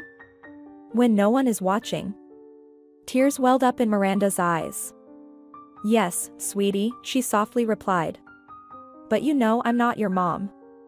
"I know," Jessica said. "But you're almost like a mom." From that day on, the girl really started calling Miranda a mom.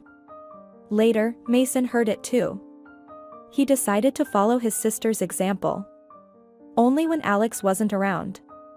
For some reason, the children reached this unspoken agreement. And Miranda didn't argue with them. If it made them happy, so be it. But what would she do if Alex found another woman? Miranda understood that it would create problems for the children, whom she would have to part with. And for herself as well. She felt she would die of longing for them. But she couldn't refuse them. She only reminded them from time to time that she was a temporary mom who would be there for them as long as they needed her. It eased her conscience but didn't rid her of her anxious thoughts. The ex-mother-in-law started visiting more often. She came to spend time with the children.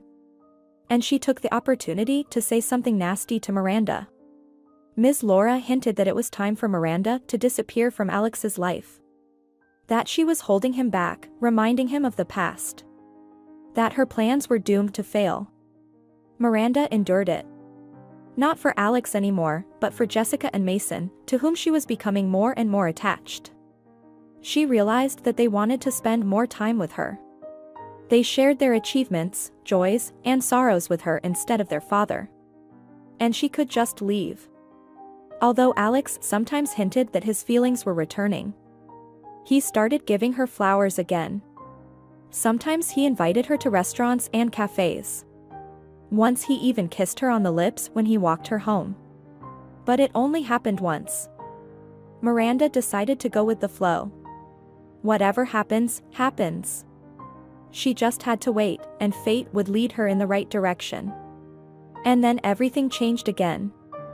As usual, Miranda brought the children home and started preparing lunch. Jessica sat in the kitchen, coloring a picture, while Mason was in his room, doing his homework. Oh, I forgot to buy onions, Miranda suddenly realized. I wanted to make meatballs. I want meatballs, Jessica declared immediately. Let's go get some onions. Sweetie, you just took a bath.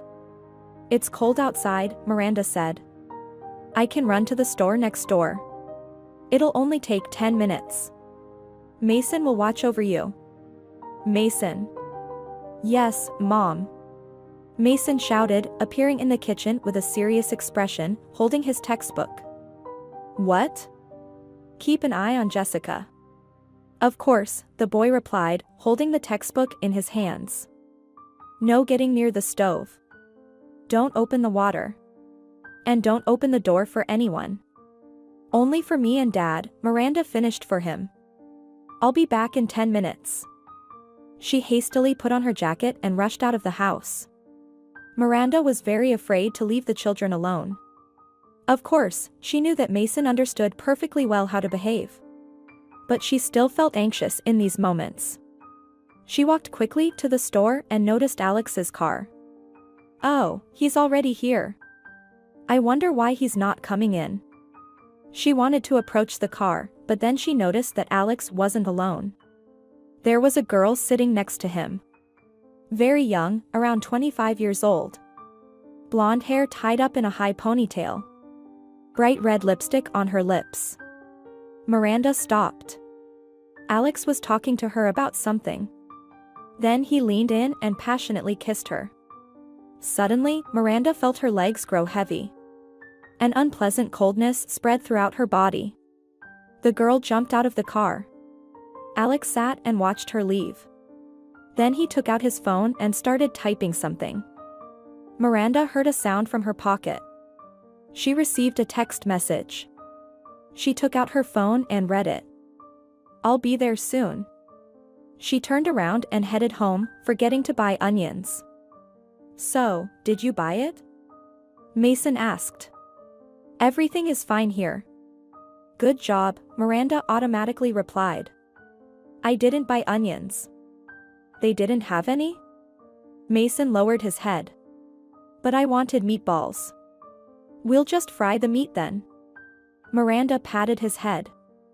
It will still be delicious. She returned to the kitchen. A few minutes later, Alex appeared. It smells amazing. Wow, what are you doing? He approached Miranda and pecked her on the cheek. She could smell the same scent of women's perfume. My hands are busy. Dinner will be ready in half an hour, the woman coldly replied. And what was she expecting? That he would fall in love with her again? That he would propose and they would walk into the sunset, hand in hand, like in the movies? That she would become a mother to his children from another woman? Of course not. He still had it all.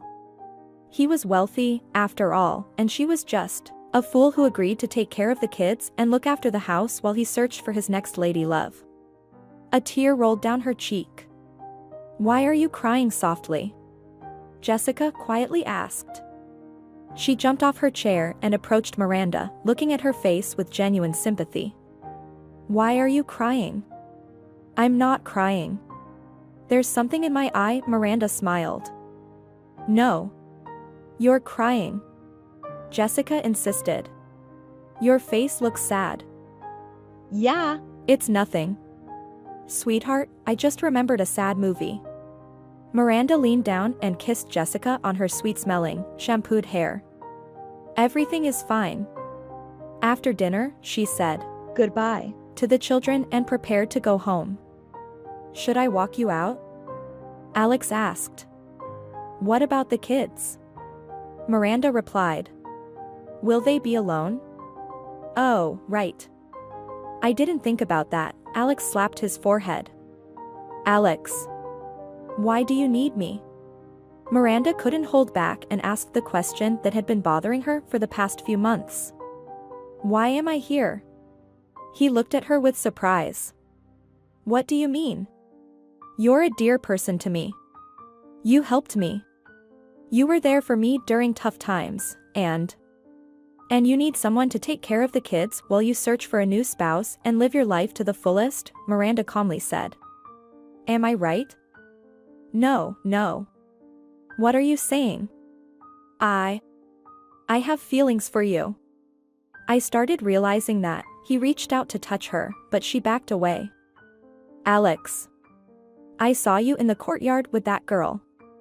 Miranda adjusted her light scarf, looking at herself in the mirror. You know what? I don't understand. What's the point of all this? The restaurants, the glances, your hints.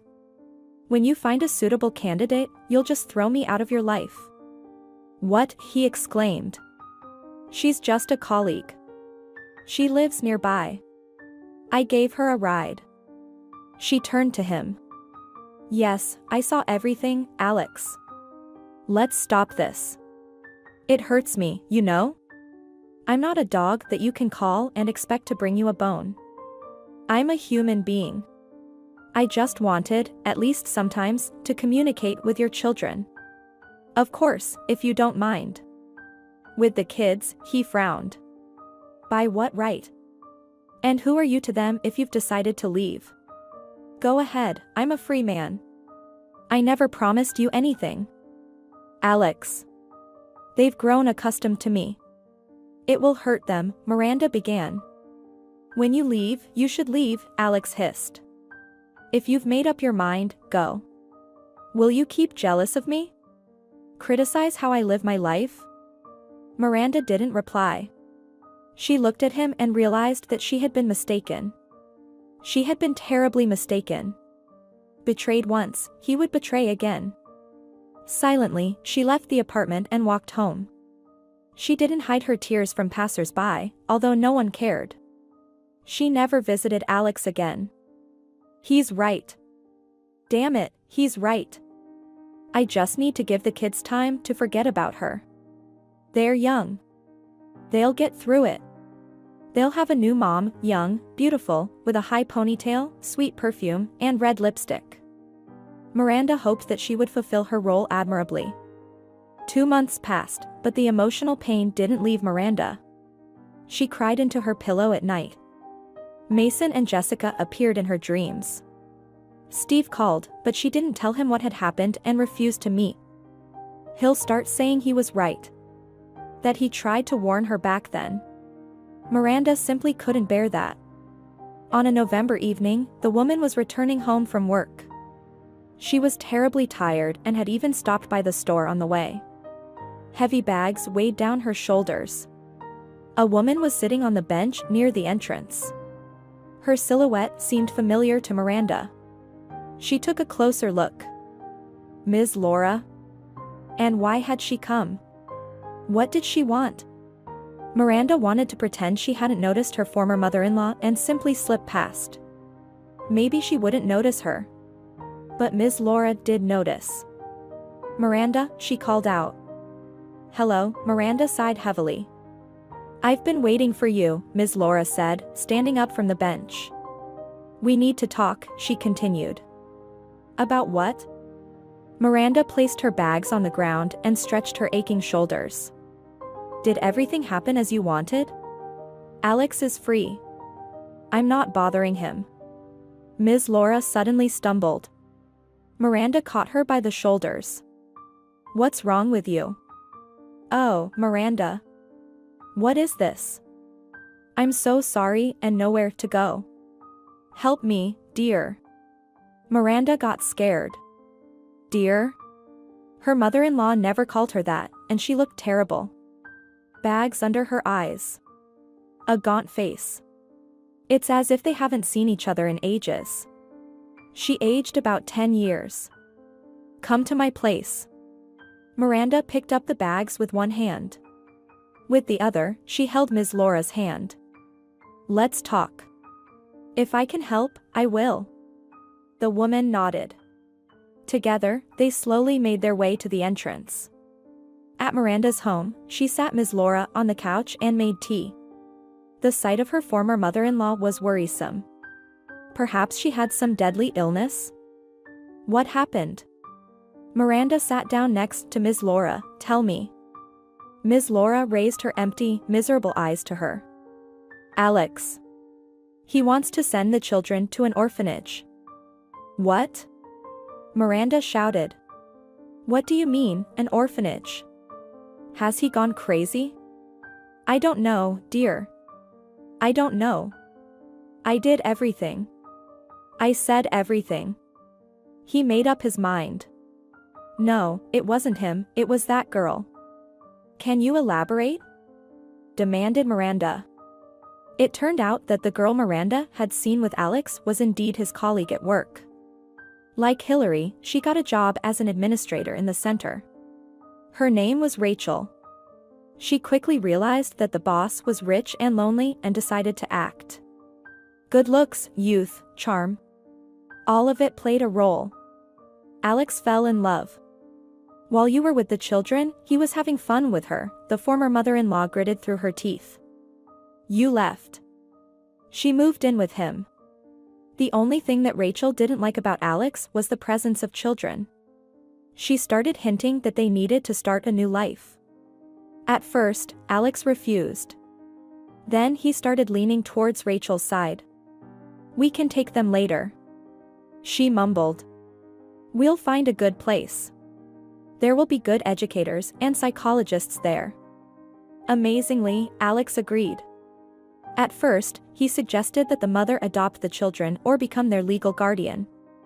Rachel and I want to live in Europe for a year, he explained. We can't possibly drag the children along, can we? It would be stressful, and we both need some time to relax. I've experienced such a terrible loss. I want to feel like a person again. Aren't children human beings? Ms. Laura exclaimed in horror. Well, we'll get them later. Mom, come on, it won't be a big deal, he pleaded. But it turned out that Ms. Laura wouldn't be allowed to take the children.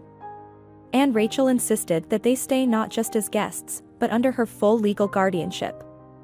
For some reason, this seemed like the best option to Alex as well. Miranda.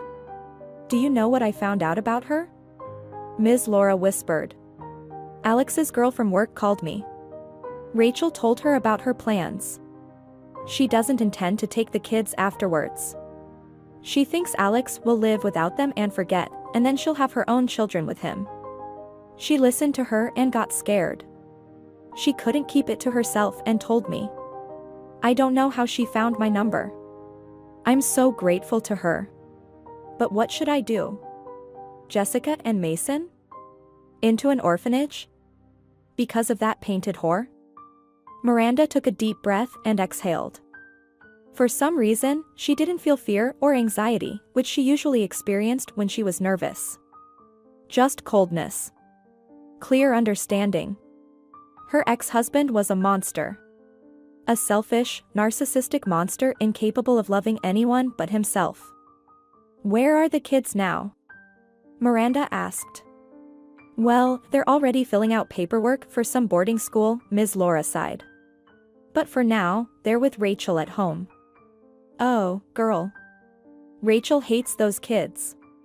She smiles when Alex is around. But without him, Jessica says she can slap and pinch them. And she yells when things don't go her way. I told Alex, but he denies it. He says Rachel would never behave like that. She's just an earthly angel. I'll come up with something. Miranda squeezed her former mother-in-law's hand. Don't worry. Everything will be fine. Go home. Is Alex at work now? He's on a business trip. I found out today. And the kids are with Rachel. I called. She can hear my voice and hangs up. I was hoping I could at least pick them up. Don't worry. I'll figure something out, Miranda repeated. Take it easy. She bid farewell to her former mother-in-law. Miranda got dressed and headed to Alex's place. She still had a key to his house and knew what she was going to do. She opened the door and heard laughter. Some women were laughing. Without taking off her shoes, Miranda peeked into the room. She immediately recognized Rachel. She was sitting on the couch with a glass of wine. There were two other girls with her. "Rachel," Miranda called out. Rachel startled and frowned. "Why did you come?" she asked with a drunken voice. "Alex has long forgotten about you." "I didn't come for you," Miranda said firmly. "I came for the children."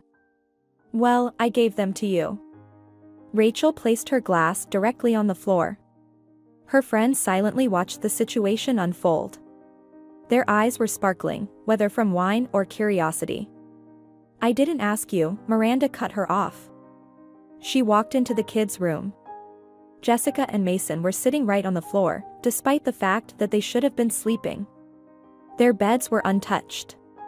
Mason seemed to be reading a book to his sister. "Kids, get ready," Miranda commanded. "We're going to my place." "Mom!" Jessica exclaimed, rushing into Miranda's embrace. "I thought you wouldn't come back anymore." "Should I pack a bag or just get dressed?" Mason asked in a businesslike manner. Miranda suddenly realized that he had been waiting for her. Waiting and preparing. "Take a bag," Miranda smiled. The three of them left the apartment. Rachel didn't try to stop them. She just shouted after them, calling Miranda a fat cow, but Miranda wasn't bothered anymore. Back home, she put the children to sleep on the couch. She called Steve and explained the situation to him. "That scoundrel," he muttered through his teeth. "He's such a scoundrel. I always knew it." "Can you help?" Miranda interrupted him. "With what?" Steve asked. "I want to take the children with me," she replied. "They've already filed an application for the orphanage." Steve pondered. His silence worried Miranda. "So, Steve? Is it possible?" "Yes, it's possible. I'm just thinking about the best way to do it," he unexpectedly replied. "Don't worry. Everything will be fine. You know, I'll do anything for you," he continued with unexpected warmth. Miranda didn't really know how Steve managed to keep his promise. It turned out that Alex had already submitted an application to the orphanage, and it greatly helped them achieve their goal. Maybe Steve paid someone or used his connections. Miranda wasn't interested in that. What mattered to her was that the children would stay with her. She formalized her guardianship. Alex still had the right to communicate with Mason and Jessica, but Miranda doubted that he would exercise that right. The children were an unwanted burden for him, dragging him back into the past and imposing unpleasant responsibilities. And now he was relieved of that burden. Steve started visiting Miranda's house frequently. He quickly found a common language with the children. Alex, on the other hand, only called occasionally to inquire about their well-being. Miranda's relationship with Ms. Laura unexpectedly improved. Her former mother-in-law was willing to look after the grandchildren for as long as necessary.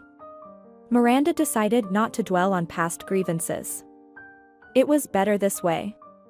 She believed in living for the present, and in this moment, Miranda felt happy. One day, Steve invited them to his country house. He had fulfilled his dream and bought a charming cottage near a lake in a private community.